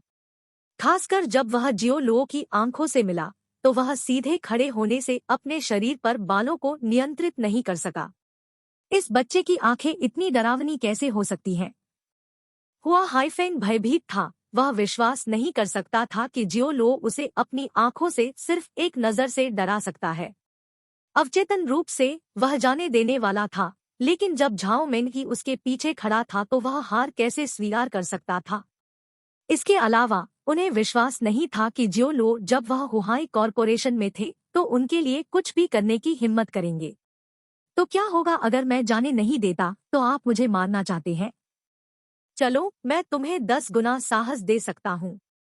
आइए देखें कि क्या आप वास्तव में हिम्मत करते हैं। उसकी आवाज अचानक टूट गई। ऐसा इसलिए था क्योंकि जियो लो ने उसे अपने आंतरिक बल से दूर कर दिया था। जियो लो ने तब दया के बिना अपनी छाती पर एक पैर मारा। अध्याय 5, छोटी भिखारी लड़की। अनुवादक न्योइबो स्टूडियो, संपादक न्योइबो स्टूडियो। जैसा कि उनका दाहिना पैर हुआ हाइफेंग की छाती पर मजबूती से टिका हुआ था, प्रभाव का बल हमले के केंद्र बिंदु से बाहर की ओर बढ़ रहा था। आह! हुआ हाइफेंग के शरीर से एक उदास और खून से लथपथ चीख निकली, जिसका वजन 65 किलोग्राम था। वह तुरंत पीछे की ओर उड़ गया, जैसे कि एक लोकोमोटिव से टकराया और 4 या 5 मीटर दूर ठोस जमीन पर गिर गया। उसकी जीभ के माध्यम से उसके दांत थोड़ा सा और उसके मुंह के कोनों से स्ट्रीमिंग एक पागल गश में खून बह गया। ऐसा लगता है जैसे उसके आंतरिक अंगों को फिर से व्यवस्थित किया गया था। हुआ हाइफेंग दर्द में विलाप करते हुए जमीन पर लेट गया। जियो लो के पैर का यह कदम पौराणिक जलीय ड्रैगन के हमले की तरह था, जो एक चिकनी गति में निष्पादित एक पूर्ण बवंडर था। यह प्रत्यक्ष और कुशल था। झाओ मेंकी पूरी तरह से स्तब्ध था और गतिहीन था। उसकी आंखें चौड़ी थी और उसने जियोलो को एक अविश्वसनीय अभिव्यक्ति के साथ देखा क्योंकि उसने एक जानलेवा हवा निकाली थी। वह बस विश्वास नहीं कर सकती थी कि हुआ हाइफेंग को जियोलो द्वारा 4 या 5 मीटर दूर मार दिया गया था। डिंग, बधाई! आपने 50 अंक अर्जित किए हैं। प्रणाली को अधिसूचित किया गया। 50 अंक? मुझे 50 अंक कैसे मिले? जियोलो ने चारों ओर देखा, केवल मुख्य द्वार पर 4 सुरक्षा गार्डों को खोजने के लिए जिन्होंने यह भी देखा था कि क्या हुआ था। 4 सुरक्षा गार्ड जल्दी से उनके पास भागे। युवा मास्टर हुआ। उनमें से 4 झाओ मेंकी के साथ, जिन्होंने अपने कंपार्टमेंट को फिर से हासिल किया था, ने हुआ हाइफेंग को खड़े होने का समर्थन किया। हुआ हाइफेंग उग्र था। उन्होंने जियोलो की ओर इशारा किया और कहा, उसे मारो। मैं उसे मरना चाहता हूँ। वह हुआ है कि दरवाजे से एक कदम भी नहीं उठा रहा है। पब फ्यूचर द्वारा विज्ञापन। 4 सुरक्षा गार्डों ने अवज्ञा करने की हिम्मत नहीं की। इसके अलावा यह खुद को अलग करने और अपनी सूक्ष्मता साबित करने का एक अवसर था। कौन निश्चित रूप से कह सकता है, शायद वे अचानक एक चौंकाने वाली उपलब्धि को पूरा करने में सक्षम होंगे क्योंकि उन्होंने हुआ हाइफेंग की ओर से किसी को सबक सिखाया था। हालांकि उन्होंने जियोलो की शक्ति देखी, फिर भी उन्होंने अपने कमर पर लटके काले लोहे के ट्रेंच को बाहर निकाला और खुद को उस पर फेंक दिया। जियोलो केवल सुरक्षा गार्ड से क्यों डरेंगे जो प्रवेश द्वार को देखते थे? बॉक्स को त्यागने के बिना उसने अपने पैरों के साथ किक और जैब्स की एक श्रृंखला को निष्पादित किया। प्रत्येक पैर एक सुरक्षा गार्ड की छाती पर चौकोर रूप से उतरा। 4 आवाजें चिल्लाईं। 4 सुरक्षा गार्डों को हुआ हाइफेंग की तरह पीछे की ओर फेंक दिया गया, यहाँ तक कि उनके हाथों में लोहे के ट्रेंच जमीन पर गिर गए। इस समय हुआ हाइफेंग से गुस्सा निकल गया था। उन्होंने जियोलो को अत्यधिक डरावनी स्थिति में देखा। यह ऐसा था जैसे उसने दिन के उजाले में भूत देखा हो। जब जियोलो की टकटकी उस पर लगी तो वह कांप गया। उसके शरीर में तुरंत ठंडा पसीना आ गया। वह विश्वास नहीं कर सकता था कि जियोलो में इस तरह के अजीब और भयानक कौशल हो सकते हैं। झाओ मेंकी उसी राज्य में थे। उसने अब महसूस किया कि जियोलो एक अजनबी से भी अधिक था। यह वह जियोलो नहीं था जिसे वह पहले जानती थी। जब जियोलो हुआ हाइफेंग की ओर चला तो उसने अवचेतन रूप से खुद को उसके सामने रखा और जियोलो को घबराकर देखा। जियोलो, क्या तुम क्या चाहते हो?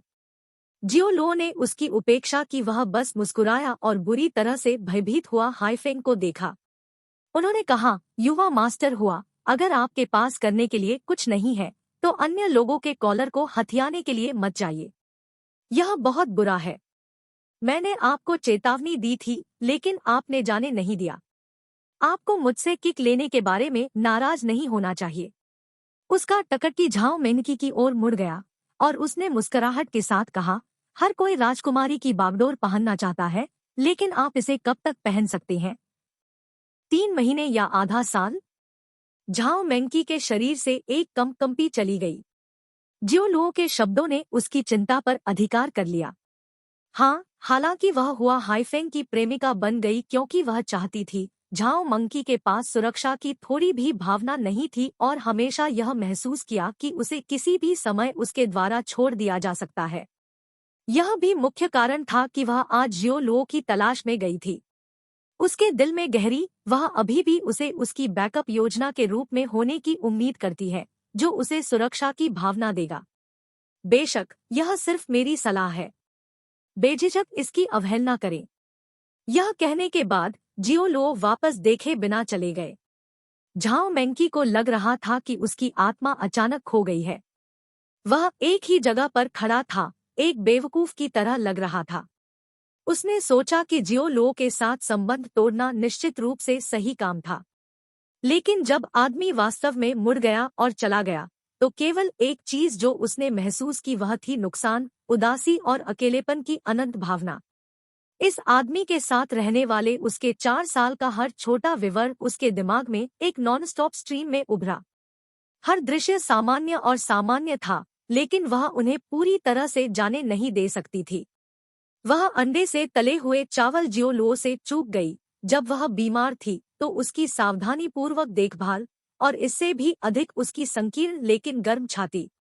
उसे स्वीकार करना पड़ा कि उसके साथ 4 साल का रोमांटिक रिश्ता उसके जीवन का सबसे अच्छा समय था। जियो लो की पीठ को देखते हुए जैसे ही वह चला गया, उसकी दृष्टि धीरे धीरे आंसू से धुंधली हो गई।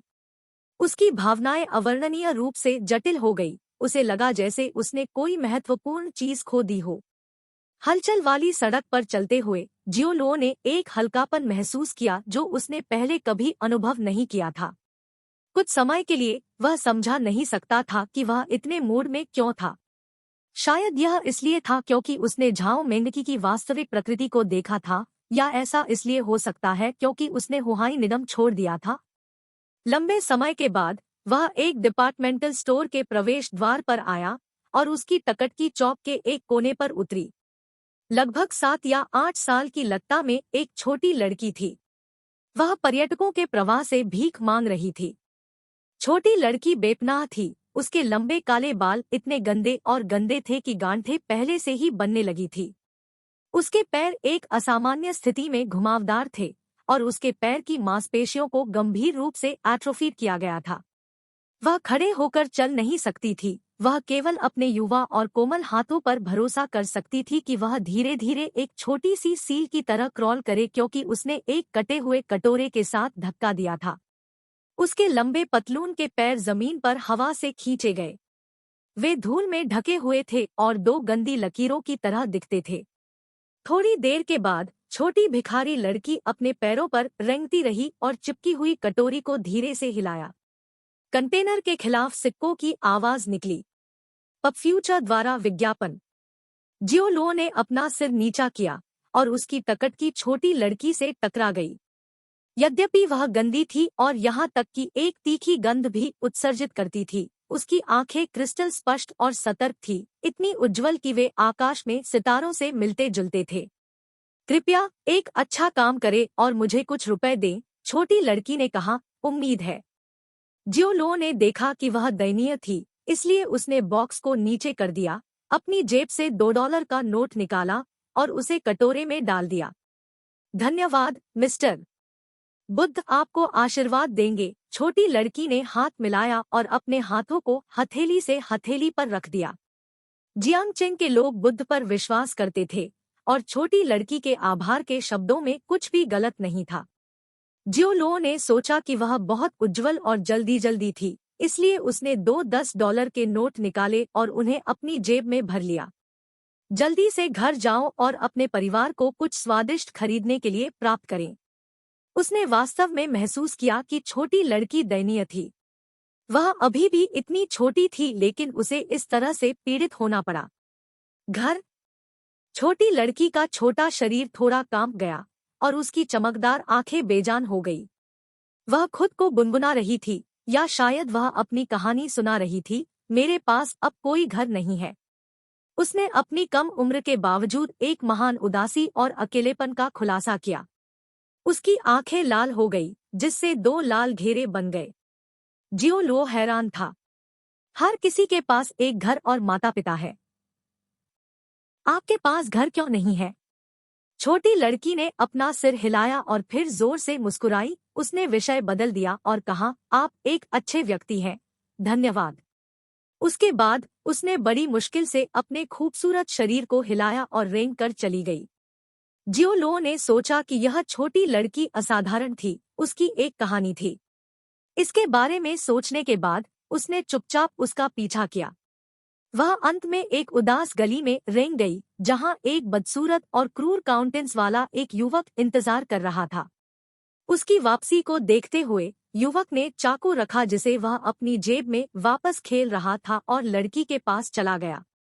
उसने चिपकी हुई कटोरी को देखा जिसे वह भीख मांगने के लिए इस्तेमाल करती थी और तुरंत गुस्से में उड़ गई। उसने छोटी लड़की को एक तरफ लात मारी। मदफकार, आप केवल इस छोटे से पैसे को पाने के बाद दस्तक दे रहे हैं। आप माकिंग ब्राट आज खाना नहीं चाहते हैं। आप भीख मांगने से रोकने की हिम्मत करते हैं। मैं आज आपको एक सबक सिखाऊंगा।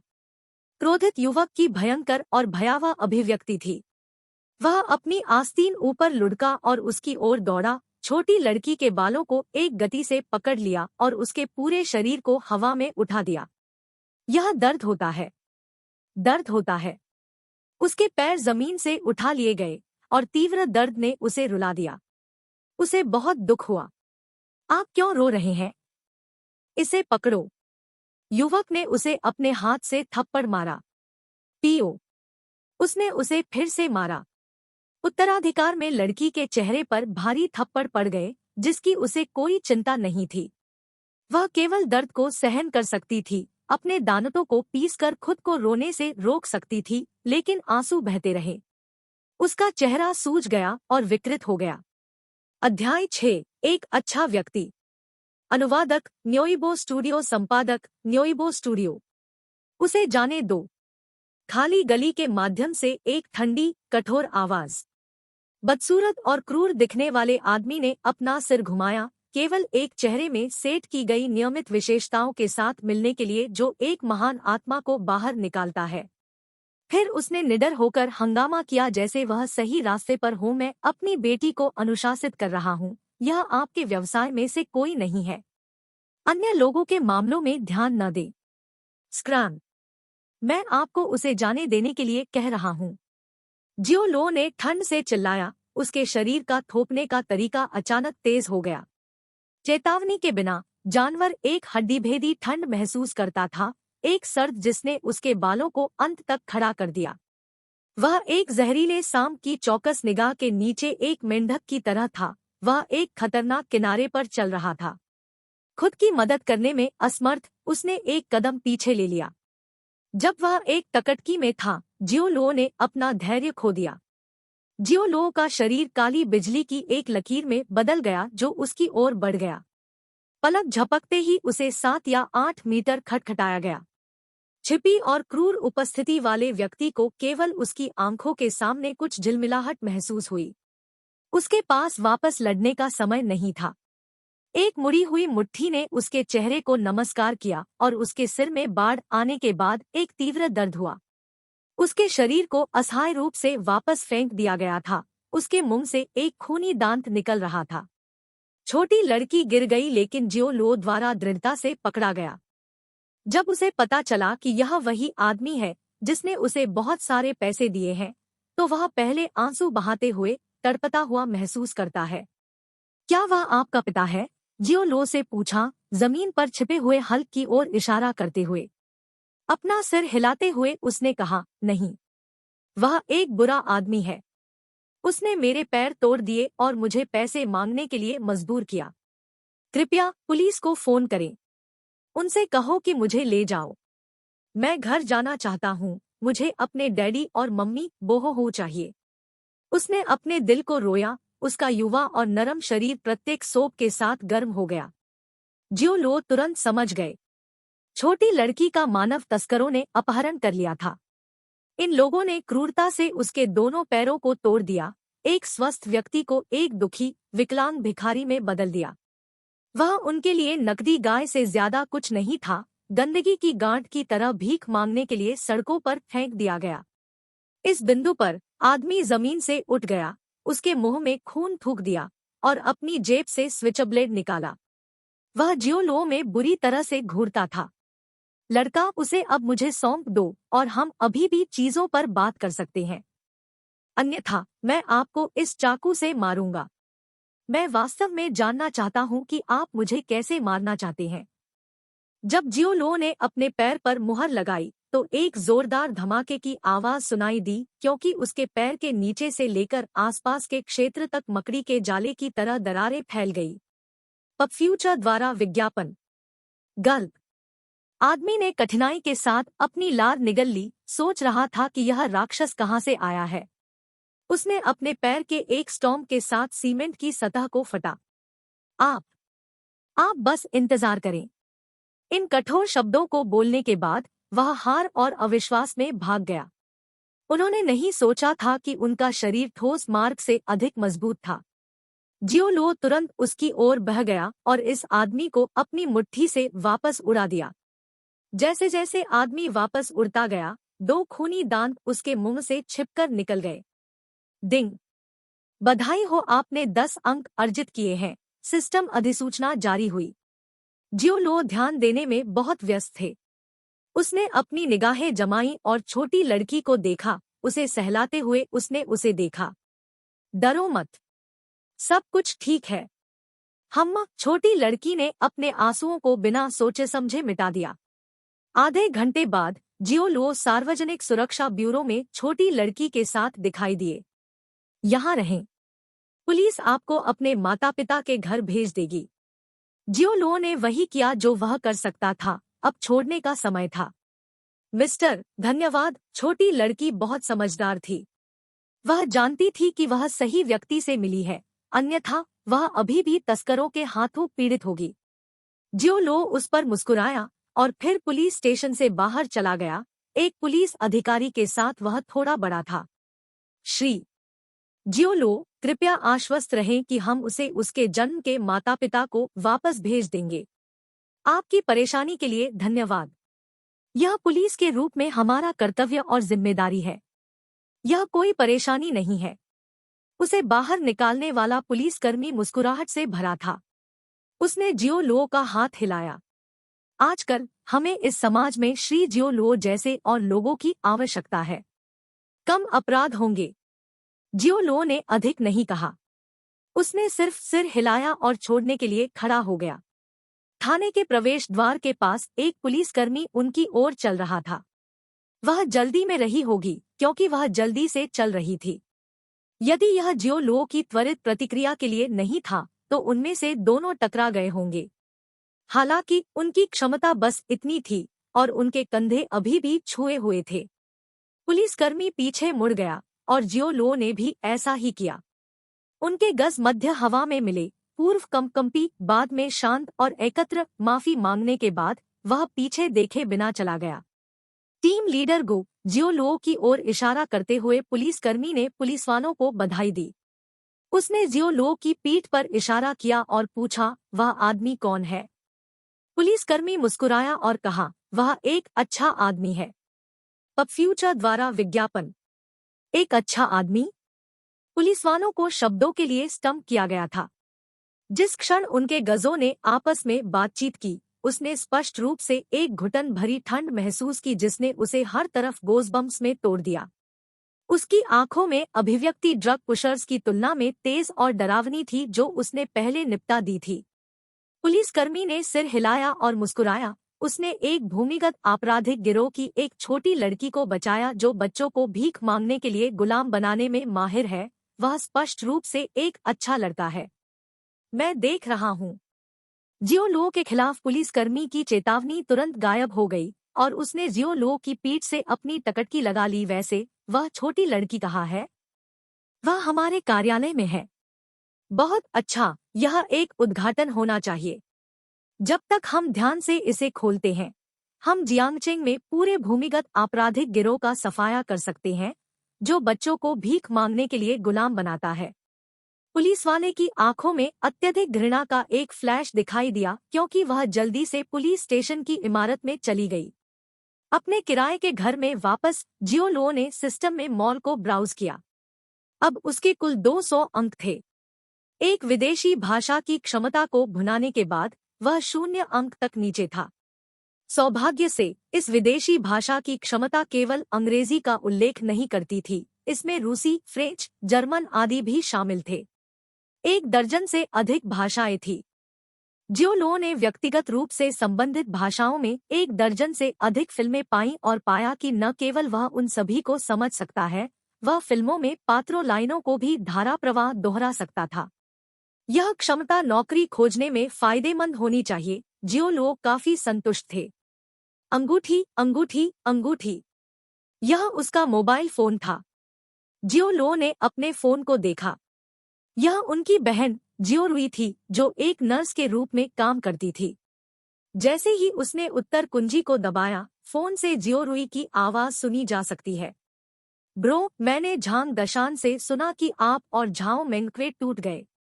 जियो लो ने चिल्लाया और उसके दिमाग में झांग दशान को बुलाया। तुम बड़े मुंह, क्या आप एक रहस्य नहीं रख सकते हैं? उसने अविवेकी रूप से उत्तर दिया। अच्छा किया। मैंने कभी महसूस नहीं किया कि वह एक अच्छी महिला थी या आपके लिए सही थी जब मैंने पहली बार उस पर आंखें रखी थी।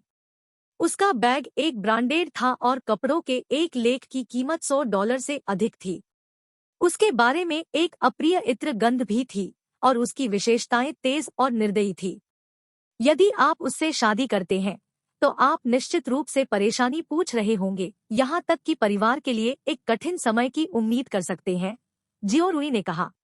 जियो लो को पता नहीं था कि क्या कहना है। अपनी आवाज उठाते हुए उन्होंने कहा, जियो रुई, मेरा ब्रेकअप था, लेकिन आप आराम के कोई शब्द नहीं दे रहे हैं। आप उदास लग रहे हैं। मुझे आश्चर्य है कि अगर आप मेरी असली बहन हैं। ब्रो, मैं आपकी बहन का 200% हूँ। मुझे आपकी खुशी की परवाह है क्योंकि मैं आपकी बहन हूँ। हे जियो रुई चकली। वैसे हमने हाल ही में कुछ खूबसूरत युवा नर्सों की भर्ती की है। जब आप तैयार हो तो मैं आपको कुछ से मिलवा सकता हूँ। वे निश्चित रूप से उस झाओ मेंग की महिला से बेहतर है। जियो लो लगभग चाय वह बस सिप्ट बाहर थूक। टांग रेन के साथ एक जोड़े के रूप में एक अच्छा जीवन है। अपने भाई के मामलों के बारे में चिंता न करें। नहीं, तुम मेरे बड़े भाई हो, आपकी खुशी मेरे लिए महत्वपूर्ण है। जब हमारे पास किसी दिन छुट्टी होती है तो मैं आपको देखने के लिए चयनित एक लड़की लाऊंगा ताकि तय हो जाए। मैं अब काम कर रहा हूँ, अलविदा। जियो रुई ने फांसी से पहले जियो लो के इनकार का इंतजार नहीं किया। यह लड़की। जियो लो ने एक असहाय अभिव्यक्ति के साथ फोन को एक तरफ फेंक दिया। अध्याय 7, संकटमोचन आ गए थे। अनुवादक न्योइबो स्टूडियो, संपादक न्योइबो स्टूडियो। जियो लो ने अपने परिवार को अपने इस्तीफे और कार दुर्घटना के बारे में नहीं बताया। एक आदमी के रूप में और उस पर एक 26 वर्षीय व्यक्ति, वह अपने परिवार के लिए चिंता का कारण बनने वाली किसी भी चीज को छिपाने की पूरी कोशिश करेगा। इसके अलावा उसके पास बचत में $4000 से अधिक थे। यहाँ तक कि अगर उसके पास आय का कोई स्रोत नहीं था तब भी वह पैसा उसे थोड़ी देर के लिए कवर करेगा। उल्लेख नहीं करने के लिए वह अब जीनियस सिस्टम विदाउट इक्वल के साथ विलय कर दिया गया था। काम मिनटों में किया जा सकता था, किसी भी चीज के बारे में चिंता करने की कोई जरूरत नहीं थी। वह खिंच गया और जम्हाई ली। हुआहे कॉर्पोरेशन के लिए काम करने के अपने 3 वर्षों में उन्हें हर महीने में एक बार शिफ्ट, दिन की पाली और रात की पाली को घुमाना पड़ता था। ओवरटाइम के विभिन्न प्रकार थे। उनकी दैनिक दिनचर्या अत्यधिक अनियमित थी, साथ ही वह सिर्फ एक कार दुर्घटना में थे। हालांकि वह सिस्टम द्वारा बचा लिया गया था, लेकिन उसका शरीर अभी तक पूरी तरह से अपने फुर्तीले राज्य में वापस नहीं आया था। वह इस समय थका हुआ और नींद महसूस कर रहा था। वह बिस्तर में गिर गया, उसके सिर पर चादरें खींची और तुरंत एक गहरी नींद में गिर गया। उनका आराम असाधारण रूप से स्थिर और सुखद था। इन 3 वर्षों में उन्होंने जो सबसे अच्छा अनुभव किया था। जब वह उठा तो शाम के 9 बज चुके थे। NOBEL/BEL/BIN। बाथरूम में प्रवेश करने और स्नान करने के बाद वह भूख की व्यावहारिक समस्या को हल करने के लिए रात के खाने के लिए बाहर गया। उन्होंने पतली काली पैंट के साथ एक काली शर्ट जोड़ी, काले रंग में सिर से पैर तक कपड़े पहने। उसने एक रहस्यमय भावना छोड़ दी। उन्होंने एक छोटे से स्टॉल पर रात का खाना चुना। स्टॉल के मालिक एक मध्यम आयु वर्ग के जोड़े थे। पति ने ग्रिल किया जबकि महिला ने कुछ नूडल्स पकाए। इसके अलावा बियर और अन्य पेय पदार्थ भी थे। कारोबार काफी अच्छा था। जियो लो अक्सर खाने के लिए यहाँ आते थे। समय बीतने के साथ वह इस मध्यम आयु वर्ग के जोड़े से परिचित हो गया। आ रहा है, पति ने उसे गर्मजोशी से अभिवादन करते हुए कहा। सामान्य? हाँ, वही पुराना। जियो लो ने सिर हिलाया और एक खाली मेज मिली जहां वह बैठ गया। पबफ्यूचर द्वारा विज्ञापन। झांग दशान उसे अपने मोबाइल पर बुला रहा था। जियो लो वास्तव में उसे बाहर चबाना चाहता था। वह इतना बड़ा मुंह था कि वह कोई रहस्य नहीं रख सकता था। आप हमेशा मुझे कुछ नहीं के बारे में क्यों कहते हैं? आपको लगता है कि फोन कॉल मुफ्त है? जब उसने उत्तर बटन दबाया तो जियो लो ने नाखुश शिकायत की। झांग दशान चौंका। FCK में आपने विस्फोटक खाया या क्या? तुम बहुत गुस्से में हो। ठीक है ठीक है, मैं आपको WeChat पर कॉल करूंगा। यह मेरे डेटा से अधिक होगा। क्या आपको लगता है कि मैं बेवकूफ हूँ? आपके पास प्रति माह 4 GB है, लेकिन आप अक्सर संगीत नहीं सुनते हैं या फिल्में नहीं देखते हैं। अपने डेटा से अधिक? बुल्शटी झांग दशान अधीर हो गए। उस समय सैंक्सिन नूडल्स का एक कटोरा परोसा गया था। जियोलो ने सूखा रूप से खांसी की और कड़ी आवाज में कहा, ठीक है, मैं अब आपके साथ बकवास नहीं कर रहा हूँ, मैं अब खा रहा हूँ। मदव का, आपने मुझे खाने के लिए क्यों नहीं बुलाया? क्या हम ब्रोस नहीं हैं? झांग दशान ने तुरंत शिकायत की। जियोलो अतिरंजित हो गया। आप 40 किलोमीटर से अधिक दूर हैं। क्या आप वास्तव में आए होंगे अगर मैंने आपको फोन किया? सिर्फ पेट्रोल ही आपके लिए कई कटोरे खाने के लिए पर्याप्त है। मेरे भाई, आप इसकी गणना नहीं कर सकते। हमारी दोस्ती की तुलना में पेट्रोल का थोड़ा सा पैसा कुछ भी नहीं से कम है। झांग दशान ने ईमानदारी से नंगा किया। जियोलो अब उसके साथ परेशान नहीं हो सकते। वह बहुत भूखा था। अपनी चॉपस्टिक उठाते हुए वह अपने भोजन में तल्लीन हो गया। झांग दशान भी गंभीर हो गए क्योंकि उन्होंने उचित मामलों की बात की थी। वैसे लाओ जियो, क्या आपने आज वास्तव में इस्तीफा दे दिया है? हाँ, जियोलो ने सच्चाई से जवाब दिया और फिर जल्दी से आग्रह किया, मेरी बहन को इस बारे में न बताएं, वरना मैं अपनी दोस्ती खत्म कर लूंगा। उनकी बहन जियोरुई झांग दशान की तरह एक बड़ा मुंह था। यदि जियोरुई को उनके इस्तीफे के बारे में पता था, तो वह गारंटी दे सकता है कि अगले दिन उसका फोन उनके परिवार के कॉल के साथ उड़ जाएगा। FCK, आप अभी भी मुझ पर भरोसा नहीं करते हैं। आपके द्वारा बताए गए कोई भी रहस्य मेरे साथ बिल्कुल सुरक्षित है। झांग दशान ने पूरी तरह से कसम खाई थी। जियोलो ने अपनी आंखें घुमाई और गहरा अर्थ पूछा, क्या वे हैं? बेशक, कोई बात नहीं। इसे छोड़ दे और व्यवसाय पर बात करें। आज मैंने अपने HR विभाग के एक सहयोगी से पूछा कि क्या हमारा बैंक अभी भी भर्ती है। क्या आप ऊपर आना चाहते हैं? हमारे बीच अद्भुत टीमवर्क एक भयानक मासिक प्रदर्शन की गारंटी देगा, झांग दशान ने कहा। नहीं, मुझे बैंक में काम करने में कोई दिलचस्पी नहीं है, जियोलो ने जवाब दिया। आपके साथ क्या गलत है? क्या आप हमारे ग्रामीण इलाकों के क्रेडिट यूनियन को देख रहे हैं?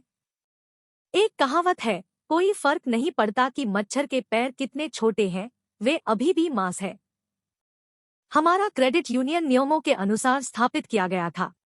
जब हम अपनी वृद्धावस्था पेंशन एकत्र करते हैं, तब भी हमें हर महीने पेंशन मिलेगी। पब फ्यूचर द्वारा विज्ञापन। मैं उस बारे में बात नहीं कर रहा हूँ। वैसे भी मैं आपके इरादों को समझता हूँ, लेकिन जब काम करने की बात आती है तो मैं खुद इसका ध्यान रखूंगा, जियोलो ने कहा। झांग दशान को पता था कि वह कुछ भी नहीं कर सकता था, इसलिए उसने अपने स्वर को नरम कर दिया। ठीक है, जब आपने इसके माध्यम से सोचा हो तो मुझे कॉल करें। यहाँ तक कि अगर मुझे अपना एसेस बेचना है, तो मैं आपको प्राप्त करने के लिए अपने कनेक्शन का उपयोग करने का एक तरीका खोजूंगा। जियोलो का दिल पिघल गया। वह जानता था कि झांग दशान वास्तव में उसके लिए अच्छा है। धन्यवाद दशान। धन्यवाद की कोई आवश्यकता नहीं है। हम अच्छे हैं, हम अच्छे हैं।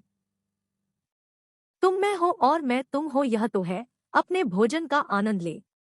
मेरे पास एक महिला ग्राहक है जिसने मुझे उसके घर पर मिलने के लिए कहा। ऐसा लगता है कि मुझे आज रात खुद को बलिदान करना होगा।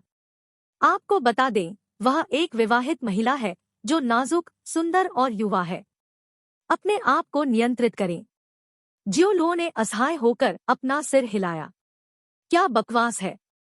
जब महिला ने मुझे अपने घर जाने के लिए कहा तो उसने रेड बुल की एक कैन भी लाने के लिए कहा।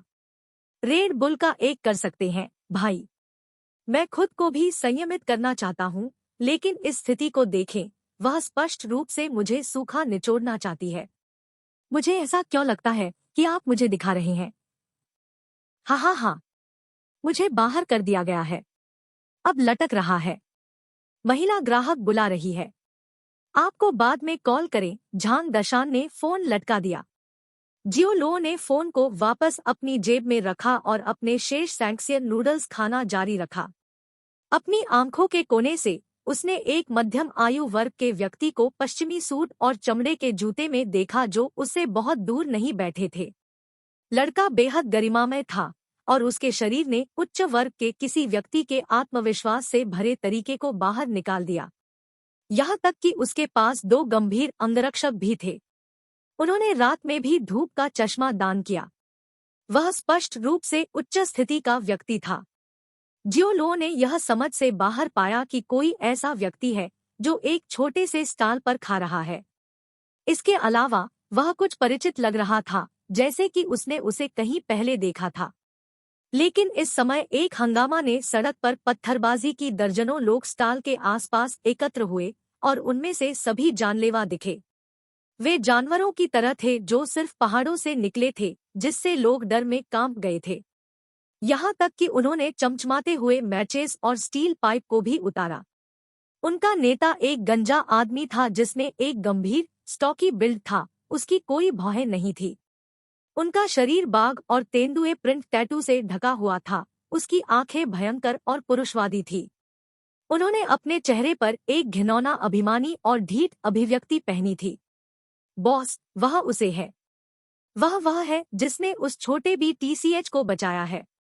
बदसूरत और क्रूर दिखने वाले चेहरे वाले एक व्यक्ति ने कहा कि जानबूझकर। जैसे ही वह बाहर निकला और जियो लो को इशारा किया, जो अपने नूडल्स खा रहा था। यह आज से वह भयानक आदमी था जिसने छोटी लड़की को गुलाम बनाया और उससे भीख मांगी। गंजे आदमी ने जियो लो पर एक शातिर नजर डाली, फिर उसने देखा और स्टॉल पर अन्य ग्राहकों पर अपनी आंखें घुमाईं। वह ठंड से चिल्लाया, इस बच्चे को छोड़कर हर कोई हाथापाई करता है। स्टॉल के सामने ग्राहकों की पंक्ति सभी दिशाओं में बिखरी हुई है, जिससे यह सीन का घोंसला बन जाता है। सर, कृपया, हम हमेशा चीजों पर बात कर सकते हैं। कृपया मेरे ग्राहकों को दूर न करें।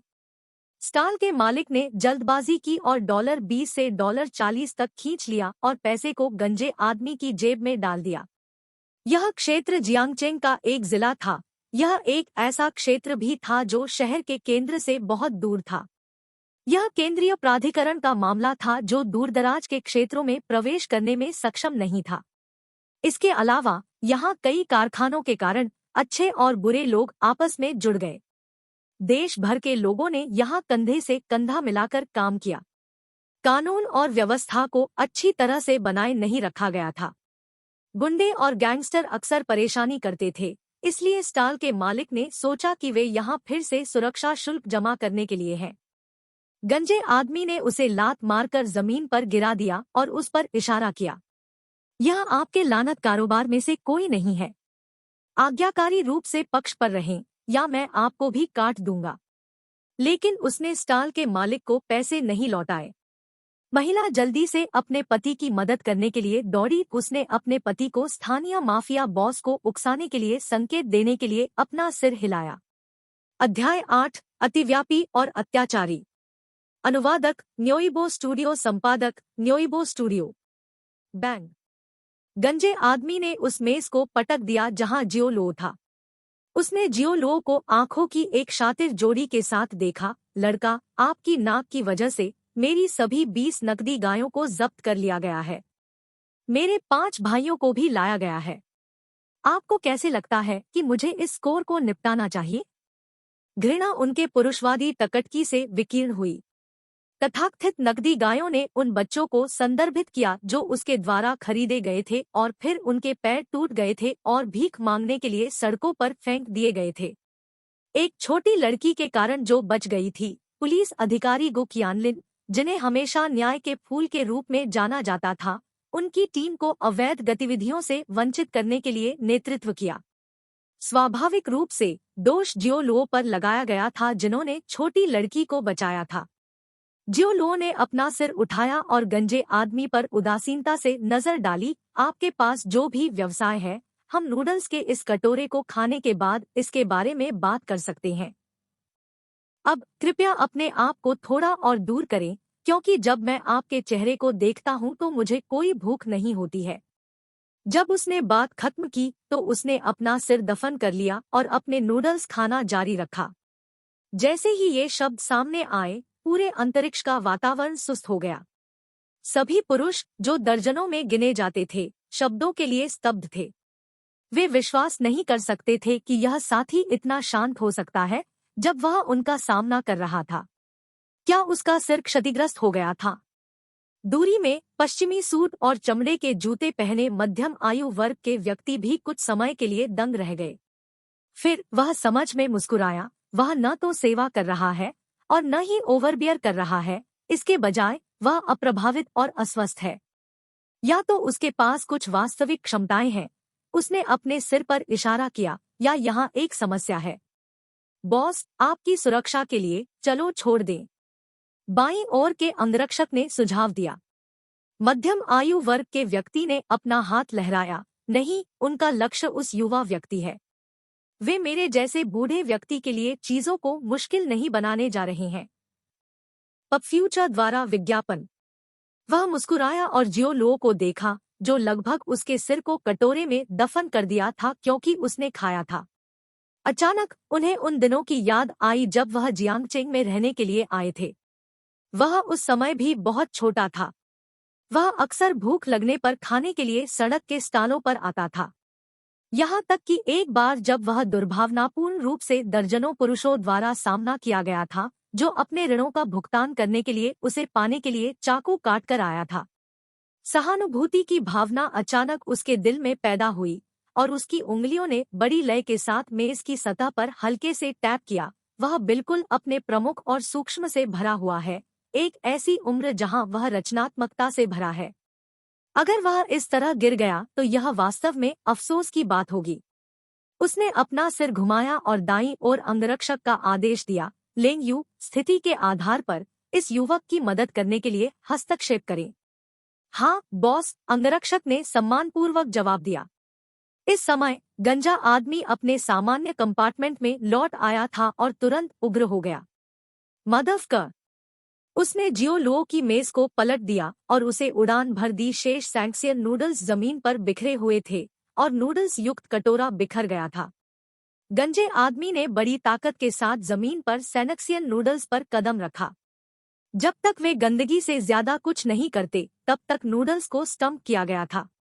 उन्होंने घृणा और गड़गड़ाहट से भरी अभिव्यक्ति के साथ जमकर खुशी मनाई। खाओ खाओ, क्या तुम नूडल्स नहीं खाना चाहते हो?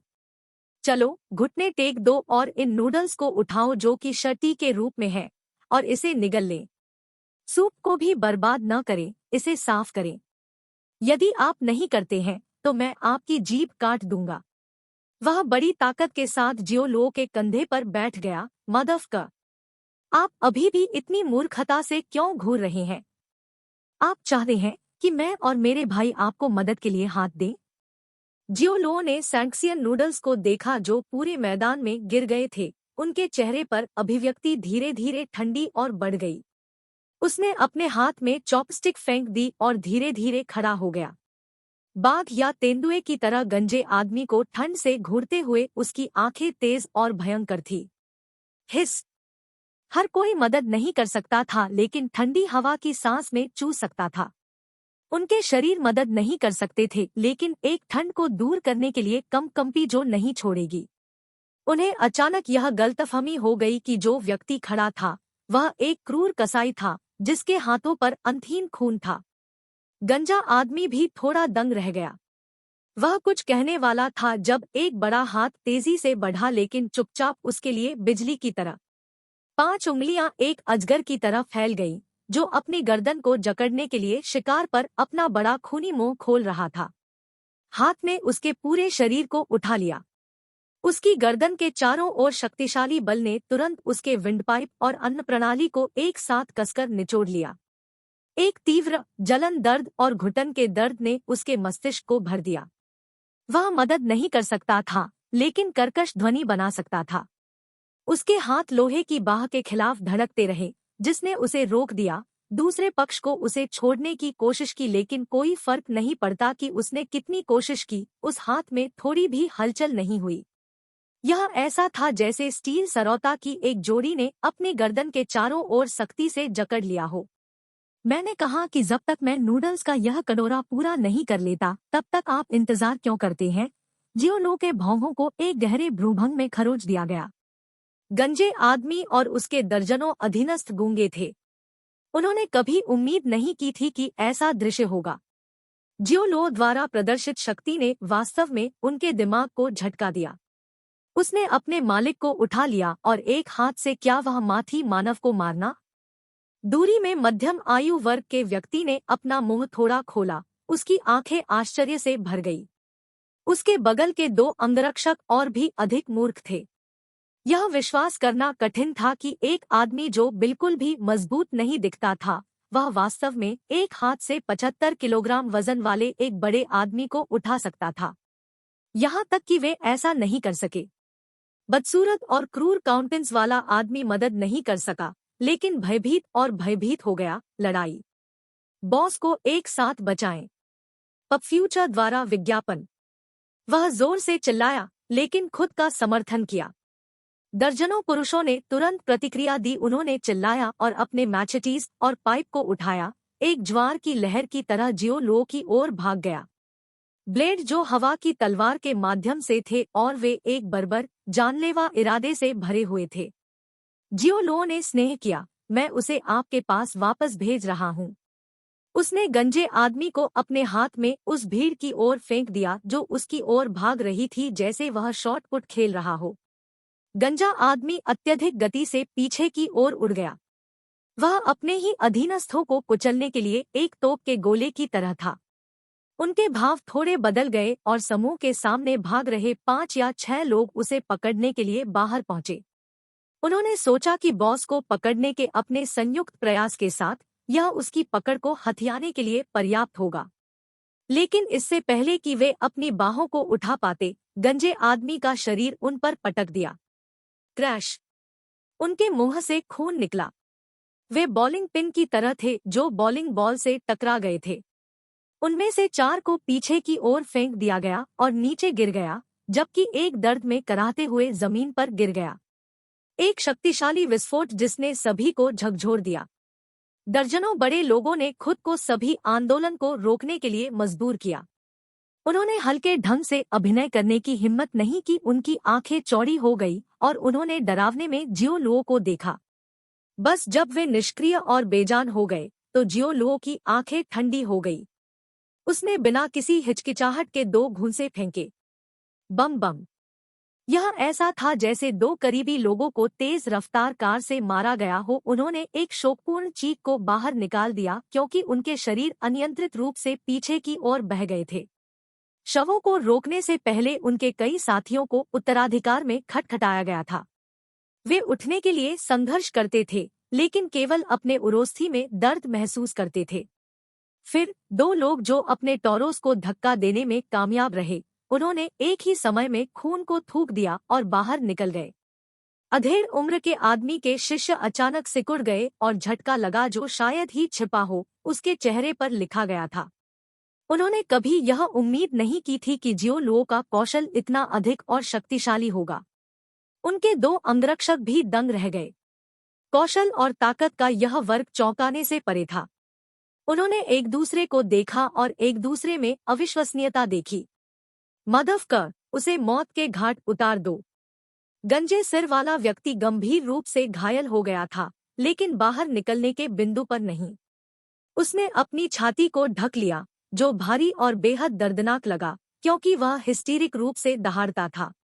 उन्होंने बदसूरत और क्रूर दिखने वाले आदमी से सुना था कि दूसरी पार्टी के पास असाधारण कौशल है, लेकिन उन्हें उम्मीद नहीं थी कि वह इतना शक्तिशाली होगा। लेकिन ऐसा क्या? एक बाघ, चाहे कितना भी भयंकर क्यों न हो, भेड़ियों का एक पैकेट नहीं पकड़ सकता था। कोई फर्क नहीं पड़ता कि वह कितना दुर्जय था। क्या वह सिर्फ एक व्यक्ति नहीं था, जबकि वे एक बड़े समूह थे।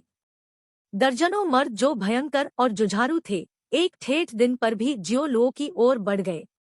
उनके आसन हिरणों का पीछा करने वाले हाइना के एक समूह की याद दिलाते थे। आप इस बारे में निर्दयी होना चाहते हैं? ठीक है, मैं आज आने वाले सभी लोगों को छोड़ दूंगा। जियो लो के मुंह में एक क्रूर मुस्कान दिखाई दी। इतना ही नहीं, वह पीछे नहीं हटे, वह अपने हमले को रद्द करने की पहल करने के लिए आगे बढ़ा। अध्याय 9 अजय। अध्याय 9 अजय। अनुवादक न्योइबो स्टूडियो, संपादक न्योइबो स्टूडियो। गरजती भीड़ के सिर पर बड़ा आदमी पूरी गति से चल रहा था। प्लेटो के रूप में गोल आंखों के साथ वह जियो लो की ओर बढ़ गया। इससे पहले कि उसका माचे उसे दो में काट पाता, आदमी को एहसास हुआ कि वह अपने पैरों की गति को रोक नहीं सकता है और दोनों लोग टकरा गए। आह! आदमी ने एक खून से लथपथ चीख को बाहर निकाल दिया, क्योंकि उसके शरीर की सभी हड्डियां जियो लो से टकराने के प्रभाव से फ्रैक्चर हो गई। वह जमीन पर पटक दिया, एक पड़ाव पर आने से पहले 4 या 5 मीटर की दूरी पर। इस प्रक्रिया में कई पुरुष एक दूसरे के ऊपर फंस गए या उन्हें खटखटाया गया। जियो लो के चेहरे पर एक आकर्षक मुस्कान थी, उसकी आंखें ठंडी थी। उसके दाहिने हाथ ने दूसरे व्यक्ति के बाएं पैर को जब्त करने के लिए दिशा बदल दी, जो एक किक दे रहा था। उसने अपने घुटने के खिलाफ आदमी के पैर को थप्पड़ मारा और उसे वी आकार में पीछे की ओर झुका दिया। एक भयानक चीख सुनी गई। फिर उसने घायल आदमी के शरीर को उस भीड़ में फेंक दिया जो पीछे चल रही थी। गार्ड से पकड़ा गया। उन लोगों में से कुछ ने अपना पैर खो दिया और अंत में गिर गए। इस स्थिति का लाभ उठाते हुए 2 लोगों ने मैचेस को जियो लो की पीठ पर लाद दिया। वह सहज रूप से बदल गया और अपने हाथों को मुट्ठी में बना लिया, जो बल के साथ बल मिला। बम! दोनों लोगों ने अपनी अव्यवस्थित कलाई को गले लगाया और संतुलन के अपने केंद्र को खो देने के कारण पीछे हट गए। दर्द इतना तीव्र था कि वे अपने आंसू या दयनीय हलचल को वापस नहीं पकड़ सकते थे। जियो लो एक भयंकर बाघ, एक चीता की तरह था। वह एक अजेय बल था। उनके हमले कमजोर होते ही पुरुषों के भाव बदल गए। वे चौंक गए थे, लेकिन जियो लो, जो एक भगदड़ में उकसाया गया था, उन पर पागल होकर भागते समय संकोच नहीं किया। उन्होंने अपने हिंसक हमले में एक घातक आभा और एक रोइंग, पैशाचिक इरादे को अंजाम दिया। प्रत्येक चाल पिछले एक की तुलना में अधिक शातिर थी। उनकी लड़ाई शैली मजबूत और भयंकर थी, जैसे कि वे हिंसक तूफानों और गलियों से बमबारी कर रहे हों। हर जगह खून बह रहा था, उदास, तीखा चीखना।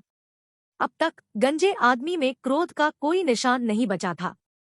उसकी आंखें डर से भरी थी और उसका शरीर हिलना बंद नहीं कर सकता था। पसीने के बीन के आकार के मोतियों ने उसके माथे को अनजाने में लुढ़का दिया। उन्होंने कभी नहीं सोचा था कि दूसरी पार्टी इतनी भयंकर होगी। क्या वह इंसान था? नहीं, वह एक राक्षस था। पलक झपकते ही इस राक्षस आदमी ने 1 दर्जन लोगों को काट दिया। दूरी में मध्यम आयु वर्ग के व्यक्ति अब अपने शांत नहीं रख सकते थे। कुल सदमे की स्थिति में उसकी आंखें और मुंह खुले थे। पब फ्यूचर द्वारा विज्ञापन। उनके 2 अंगरक्षक भी सदमे में चले गए, क्योंकि वे सदमे, डरावनी और विस्मय में खड़े थे। वे विशेष बलों, राज्य प्रशिक्षित मशीनों, कठिन और अनहेल्दी के सेवानिवृत्त दिग्गज थे। सिर से पैर तक उनकी क्षमताओं की एक परिपूर्ण महारत थी और उनका मानना था कि उनके लिए एक योग्य प्रतिद्वंद्वी से मिलना मुश्किल होगा। लेकिन वे तैर रहे थे। उन्हें समझ नहीं आया कि जियो लो ने अपनी चाल कैसे बनाई। बम! जबकि ये दोनों अंगरक्षक अभी भी सदमे की स्थिति में थे, जियो लो ने एक अन्य व्यक्ति को दंडित किया, जिससे उसे 7 या 8 मीटर की दूरी पर उड़ान भरी। फिर वह बाहर पहुंचा और एक माचे को पकड़ लिया। मौत की उजाड़ और ठंडी आभा के साथ हवा को भरने के लिए वह भीड़ में भाग गया और ब्लेड को नीचे झूलने के लिए उठाया। माचे की रेखा ने एक बोल्ड और अनर्गल गति से उड़ान भरी, जो एक बवंडर की तरह फुसफुसाते हुए पास के दुश्मनों को तबाह कर दिया। एक के बाद एक आदमी खून के एक पूल में ढह गया। किसी ने कल्पना नहीं की थी कि भेड़ का बच्चा, जो एक शिकार माना जाता था, अचानक अपने खून और क्रूर नुकीलेपन को उजागर करते हुए एक रक्तहीन जानवर में बदल जाएगा।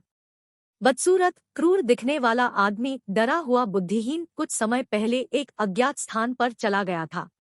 जब आखिरी आदमी ढह गया, तो दर्द का एक मनहूस हवेल बाहर निकल गया। जियो लो गंजे आदमी को ठंड से देखा, उसका माचे टपकने वाला खून जो जमीन में जमा था। गंजा सिर वाला आदमी कठोर था, उसके चेहरे पर आतंक था। जब उसने जियोलो को कदम से कदम मिलाते हुए देखा तो वह सफेद हो गया। क्या आप क्या करना चाहते हैं? हम हम ड्रैगन गैंग हैं, वह हकला गया। ड्रैगन गैंग क्या है? जियोलो ने कम आवाज में उपहास उड़ाया। अगले सेकंड में वह बेतहाशा भाग रहा था, हवा को फाड़ने की एक काली धब्बा की तरह, जैसे उसने गंजे आदमी को अमानवीय ताकत से दबाया। खुले मैदानों पर पागल होकर चलने वाले एक जंगली भेड़िए की तरह माचे ने फिर हवा में एक चमकदार और शातिर रास्ता काट दिया। तलवार एक अजय बल के साथ हिंसक रूप से काट देने वाली थी। गंजे सिर वाले आदमी के शिश्न सिकुड़ गए और उसकी खोपड़ी सुन्न हो गई। चमचमाते हुए माचे ने उनकी दृष्टि को साफ कर दिया। यह ऐसा था जैसे वह ग्रिम रीपर को देख रहा था। बैंग!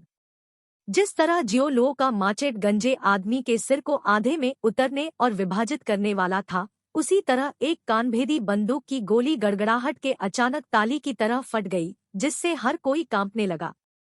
बंद करो, महिला ने जोर से चिल्लाया। BZZZ! जियोलो का माचे एक पल में बंद हो गया। यह हवा में लटका हुआ है, जो गंजे आदमी के सिर को ग्रिम रीपर के स्कैथ की तरह रखता है। रक्त पिपासु माचे को देखते हुए गंजा आदमी बदल गया, घातक पीला, आंखें खुली। एक रैंक और तीखी गंध उसके क्रोध से उठी। उसने अपने मूत्राशय और आंत्र का नियंत्रण खो दिया था और तुरंत बाद बेहोश हो गया था। वह डर से पूरी तरह से बाहर निकल गया था। जियोलो ने अपना सिर घुमाया और देखा कि सड़कों के दोनों किनारों को 5 या 6 पुलिस कारों द्वारा अवरुद्ध किया गया था। नाकाबंदी लाइन के माध्यम से 2 विस्फोट प्रूफ कारें। समान संगठनों और उपकरणों में 20 से अधिक दंगा पुलिस थे जो अपनी ढालें पकड़े हुए थे। वे भयभीत लग रहे थे क्योंकि उन्होंने अपने पोस को मारा। वहां भी साधारण आपराधिक पुलिस उसके उद्देश्य से मजल्स के साथ अपलोड की गई आग्नेयास्त्रों को पकड़े हुए थे। आपके पास चाकू छोड़ने के लिए 5 सेकंड है। एक पुलिसकर्मी ने अपनी बंदूक को आकाश की ओर इशारा किया और उसके बगल में एक पुलिस अधिकारी से लाउडस्पीकर उठाया। वह जियोलो की अभिव्यक्ति पर चिल्लाया क्योंकि वह नीचे गिना गया। 5, 4, 3। पपफ्यूचर द्वारा विज्ञापन। उसके पास ताजा, साफ और सुंदर विशेषताएं और एक लंबा, एथलेटिक और उत्साही आंकड़ा था। उसके छोटे बाल चिकना थे और उसके कानों के पीछे कुंडलित थे।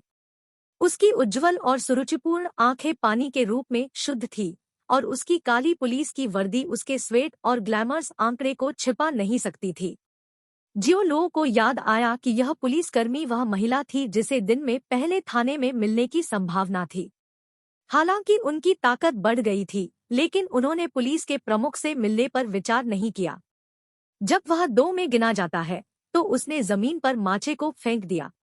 2 विशेष पुलिस अधिकारी पहुंचे। एक ने खुद को जियोलो के बाईं ओर और दूसरे को अपनी बाईं ओर रखा क्योंकि उन्होंने उसे रोक दिया था। उन लोगों से भरे मैदान को देखते हुए जो पीड़ा में थे और तड़प रहे थे, गुकयानलिन के काले भौहों को एक खुर में बुना हुआ था। उसने घृणा के साथ कहा, सड़कों पर पुरुषों के एक समूह को इकट्ठा करना और दूसरों को चोट पहुंचाने के लिए चाकू का उपयोग करना, आप राष्ट्र के कानूनों और लोगों की सुरक्षा की अवहेलना कर रहे हैं। आपने समाज पर एक भयानक प्रभाव डाला है। कमीनों का एक झुंड, उन सभी को अंदर लाओ। हाँ, पुलिस अधिकारियों के एक कैडर ने जवाब दिया। जियोलो अब कुछ भी समझाना नहीं चाहते थे क्योंकि उन्हें पता था कि यह कोई अच्छा काम नहीं करेगा। पुलिस नहीं सुनेगी। उनके जवाबों का अर्थ केवल तभी होगा जब वे उन्हें पूछताछ के लिए ब्यूरो में वापस लाएंगे। पश्चिमी सूट और चमड़े के जूते पहने मध्यम आयु वर्ग के व्यक्ति केवल जियोलो के बाद खड़े हुए और गंजे आदमी के समूह को पुलिस ने छीन लिया। उस युवक की जानकारी प्राप्त करें। इसके अलावा उसे एक सार्वजनिक रक्षक प्राप्त करें। यह युवक मेरा है। हाँ बॉस, लेंग आपने सम्मानपूर्वक उत्तर दिया। अगले दिन पुलिस पूछताछ कक्ष में। नाम जियोलो। उम्र 26। आपने चाकू का इस्तेमाल क्यों किया और किसी को सार्वजनिक रूप से चोट पहुंचाई? यह आत्मरक्षा का एक वैध मामला था। जियोलो हथकड़ी पहने हुए पूछताछ की कुर्सी पर बैठे। उन्होंने गुकयानलिन से पूछे गए हर सवाल का जवाब दिया। वैध आत्मरक्षा, गुकयानलिन ने अस्पताल से रिपोर्ट को टेबल पर फेंक दिया। 20 छोटी चोटें और 8 गंभीर चोटें। ये सभी अब अस्पताल के तीव्र वार्ड में पड़े हैं। आप मुझे बता रहे हैं कि यह वैध आत्मरक्षा है? अधिकारी, उस सड़क पर पुलिस काइनेट निगरानी प्रणाली है। सिस्टम में जाओ और अपने लिए देखो। आप देखेंगे कि मैंने जो कहा वह सच है, जियो लो ने शांति से कहा। मुझे आपको यह सिखाने की आवश्यकता नहीं है कि मामले को कैसे संभालना है, लेकिन मैं आपको बहुत अफसोस के साथ बता सकता हूं कि उस जगह पर कोई निगरानी कैमरे नहीं है जहां आपने दूसरों को चोट पहुंचाने के लिए चाकू चलाया था। गुकयालिन ने पूछताछ की मेज पर दोनों हाथों से खुद को पकड़ लिया और जियो लो को देखा। जियो लो ने एक भौं उठाया। कोई निगरानी कैमरे नहीं है, लेकिन निश्चित रूप से प्रत्यक्षदर्शी है। स्टाल मालिक साबित कर सकता है कि मुझे अपना बचाव करने के लिए मजबूर किया गया था। अध्याय 10, एक बहाना। अनुवादक न्योइबो स्टूडियो, संपादक न्योइबो स्टूडियो। कियानलिन ने जियो लो को ऊपर और नीचे देखा। अब उसने उसे पहचान लिया। वह व्यक्ति था जिसने पहले एक अपराध गिरोह से एक छोटी लड़की को बचाया था और जिसका उसने पुलिस स्टेशन के प्रवेश द्वार के बाहर एक संक्षिप्त मुठभेड़ की थी। यह उसके कार्यों के कारण था कि वह एक आपराधिक गिरोह को क्रैक करने में सक्षम था जो बच्चों को अपंग करता है और उन्हें सड़क भिखारी के रूप में काम करने के लिए मजबूर करता है। आज उसने 20 गुलाम बच्चों को बचाया जिनके हाथ और पैर टूट गए थे। इस बारे में सोचकर उसने जियो लो की ओर अपनी टकटकी को नरम कर दिया। टीम लीडर गो। पूछताछ कक्ष का दरवाजा खुला और एक पुलिस अधिकारी ने अपना आधा धड़ अंदर डाला। यह स्पष्ट था कि उसके पास रिपोर्ट करने के लिए कुछ था। कमरे से बाहर निकलने से पहले गुकयानलिन ने अन्य 2 अधिकारियों को जियो लो से पूछताछ जारी रखने का आदेश दिया। टीम लीडर गो, हमने उन लोगों की पहचान की जांच की है। गंजा आदमी ली डाइवी बाल्दी नाम से जाता है। अन्य 20 उसके अधीनस्थ है। अब हम जानते हैं कि वे उसी समूह का हिस्सा है जिसे हमने आज दोपहर को गिरफ्तार किया था, पुरुष अधिकारी ने सूखा बताया। गुकयालिन चौंका। अचानक उसे लगा जैसे एक ही बार में सब कुछ स्पष्ट हो गया है। तो ली डाइवी और उनके समूह ने जियो लो से बदला लेने के लिए लड़ाई शुरू की। यह इस तरह दिखता है। मैंने स्टाल के मालिक के साथ भी बात की जिसने जियो लो की कहानी की पुष्टि की। उन्होंने कहा कि वह सिर्फ अपने नूडल्स खा रहे थे जब ली डाइवी और उनका गिरोह अचानक चाकू और स्टील पाइप के साथ भाग गया, जिससे परेशानी हो रही थी। ली डाइवी भी जियो लो की मेज पर फ्लिप किया। इसने संघर्ष शुरू किया। गुकयानलिन का टकटकी लग गया। उसने दूसरे विषय की ओर रुख किया और पूछा, क्या आपने जियो लो की बायोडाटा की जांच की है? हाँ। उनका जन्म शी प्रांत में एक साधारण किसान के परिवार में हुआ था और 3 साल पहले शीशेंग एरोनॉटिकल यूनिवर्सिटी से स्नातक किया था। वह हुआहे कॉर्पोरेशन के लिए काम कर रहे थे। उनके माता पिता 100% किसान है। उनकी एक छोटी बहन भी है जो विवाहित है और जियांगचेंग के एक अस्पताल में नर्स के रूप में काम करती है। वह गुकयानलिन लहराया और बाधित, जियो वांग, क्या आपको लगता है कि इस बायोडाटा के साथ कुछ भी गलत है? अधिकारी जियो वांग ने अपने प्रश्न की प्रकृति को न समझते हुए अपने चेहरे पर एक खाली अभिव्यक्ति की थी। उसने अपना सिर हिलाया और कहा, यह एक बहुत ही साधारण बायोडाटा है। मुझे कुछ भी नहीं मिला। उनकी बायोडाटा ठीक है, लेकिन जियो लो को एक बड़ी समस्या है। गुकयानलिन के काले भौहों को थोड़ा बुना हुआ है और उसने पूरी गंभीरता से कहा, उसने 28 अपराध सदस्यों को चाकू और क्लबों से लैस किया। न केवल वह घायल नहीं था, बल्कि उसे 20 मामूली चोटें और 8 गंभीर चोटें आईं। उनके युद्ध कौशल ने हमारी पूरी कुलीन स्वाट टीम को शर्मसार कर दिया। पपफ्यूचर द्वारा विज्ञापन।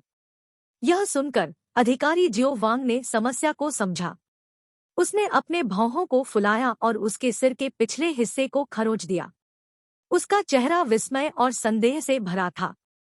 हाँ, जियो लो एक साधारण व्यक्ति है जो उसके बायोडाटा में लिखा गया है। लेकिन एक साधारण व्यक्ति के पास इस तरह के अजीब कौशल कैसे हो सकते हैं? तो उसके साथ एक समस्या होनी चाहिए, गुकयालिन ने जोर दिया। लेकिन यह सही नहीं हो सकता। उनकी बायोडाटा में स्पष्ट रूप से कहा गया है कि उन्होंने न तो कोई विशेष प्रशिक्षण प्राप्त किया और न ही किसी संगठन में शामिल हुए।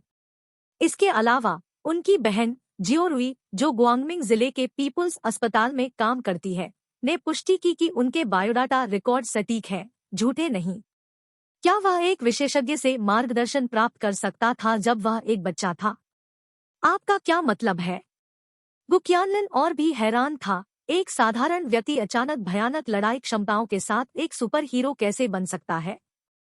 अधिकारी जियो वांग ने आगे कहा, मेरा मतलब है, क्या कोई विशेषज्ञ होगा जो अपने पहाड़ी गांव में एक धर्मशाला के रूप में रहता है? विशेषज्ञ ने देखा होगा कि वह एक बच्चे के साथ काम कर रहा था और जियो लुओ के पास एक असाधारण शारीरिक संविधान था जब उसने उसे अपने कौशल प्रदान किए। आखिरकार किसी व्यक्ति के बायोडाटा में ऐसा कुछ शामिल करना असंभव है। क्या आप अब फिल्म बनाने की सोच रहे हैं? एक विशेषज्ञ एक उपदेश की तरह रह रहा है। हाँ, गु क्यानलिन ने अपनी आंखें घुमाईं। अधिकारी जियो वांग शर्मिंदगी में हंसे।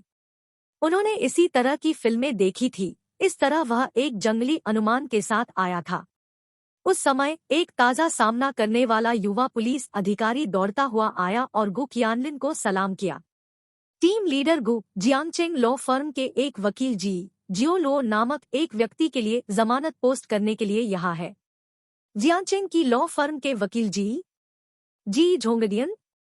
गु क्यानलिन और एक्सायो वांग के चेहरों पर अभिव्यक्ति थोड़ी बदल गई। जी जोंगशन एक शीर्ष फर्म जायंगचिंग में एक प्रसिद्ध वकील था।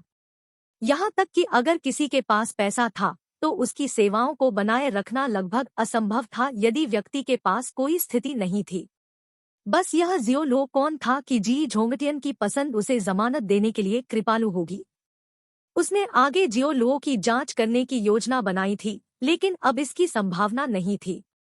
डिंग, बधाई हो, आपने 10 अंक अर्जित किए हैं। डिंग, बधाई हो, आपने 20 अंक अर्जित किए हैं। पूछताछ कक्ष में सिस्टम नोटिफिकेशन जियो लुओ के दिमाग में लग रहा था। सिस्टम उसे उन बिंदुओं की याद दिला रहा था जो वह कमा रहा था जब उसने गंजे आदमी और उसके समूह के साथ लड़ना शुरू किया। अब तक उन्होंने 250 से अधिक अंक जमा किए थे।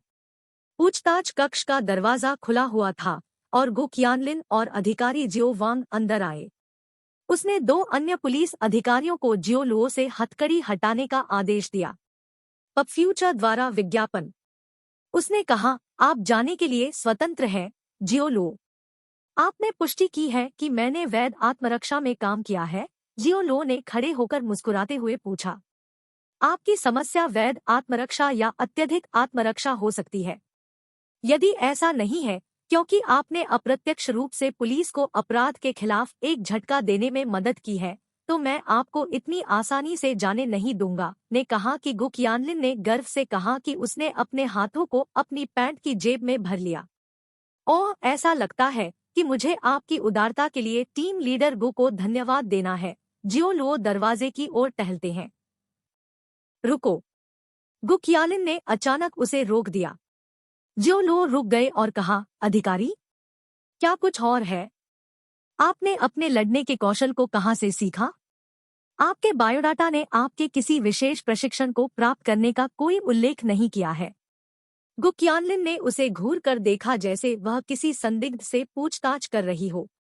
जियो लुओ एक पल के लिए जम गया, फिर वह हंसा और कहा, मैंने अपने गांव के एक पुराने भिखारी से सीखा जब मैं एक बच्चा था। अधिकारी जियो वांग चकित थे।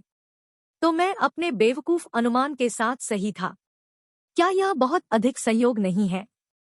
पुराने भिखारी का नाम क्या है? गु क्यानलिन ने जियो लुओ के चेहरे पर माइक्रो एक्सप्रेस को ध्यान से देखा कि क्या वह झूठ बोल रहा था।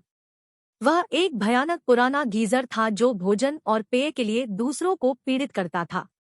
जब मैं बच्चा था तो मुझे उससे धमकाने का मेरा उचित हिस्सा मिला। उसका नाम क्या है? मैं उसका असली नाम नहीं जानता। ग्रामीण उसे ओल्ड लोनी कहते थे। वह अब कहाँ है? कुछ साल पहले उनकी मृत्यु हो गई और उन्हें पहाड़ों में दफनाया गया। उनका शरीर शायद अब तक पूरी तरह से विकृत हो चुका है। जियो लुओ को पता था कि यह सवाल अंततः आएगा, इसलिए उसका शानदार जवाब, इसके अलावा वास्तव में उसके गांव में एक व्यक्ति था। वह अकाल से बचने और भोजन की भीख मांगने के लिए शुरुआती वर्षों में आया था। उसकी कहानी में कोई दरार नहीं होगी अगर कोई इसे जांचना चाहता है। गुकयालिन को पदावनत कर दिया गया। ये सवाल पूछना वैसा ही था जैसा कि नहीं पूछना। इसके अलावा माइक्रो एक्सप्रेस का अवलोकन करने में उसका कौशल और तकनीक, जिस पर उसे गर्व था, वह अब अप्रभावी लग रहा था।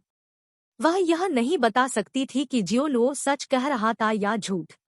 थाने के गेट पर सोने के रिम वाले चश्मे के साथ एक घिसापिटा आदमी जी झोंगटियन जियो लो के साथ पूरी तरह से हाथ मिलाया। हेलो मिस्टर जियो। जियो लो को तुरंत समझ में आ गया कि उसे इतनी जल्दी पुलिस स्टेशन से क्यों छोड़ा गया। आप वही हैं जिसने मुझे बाहर निकाला है।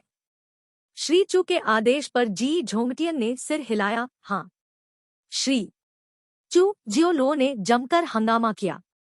वह उस नाम से किसी से मिलना याद नहीं कर सकता था। चोंगशान हाउस के बॉस चू यूनक्सियोंग, जी झोंगटियन ने मुस्कुराते हुए कहा।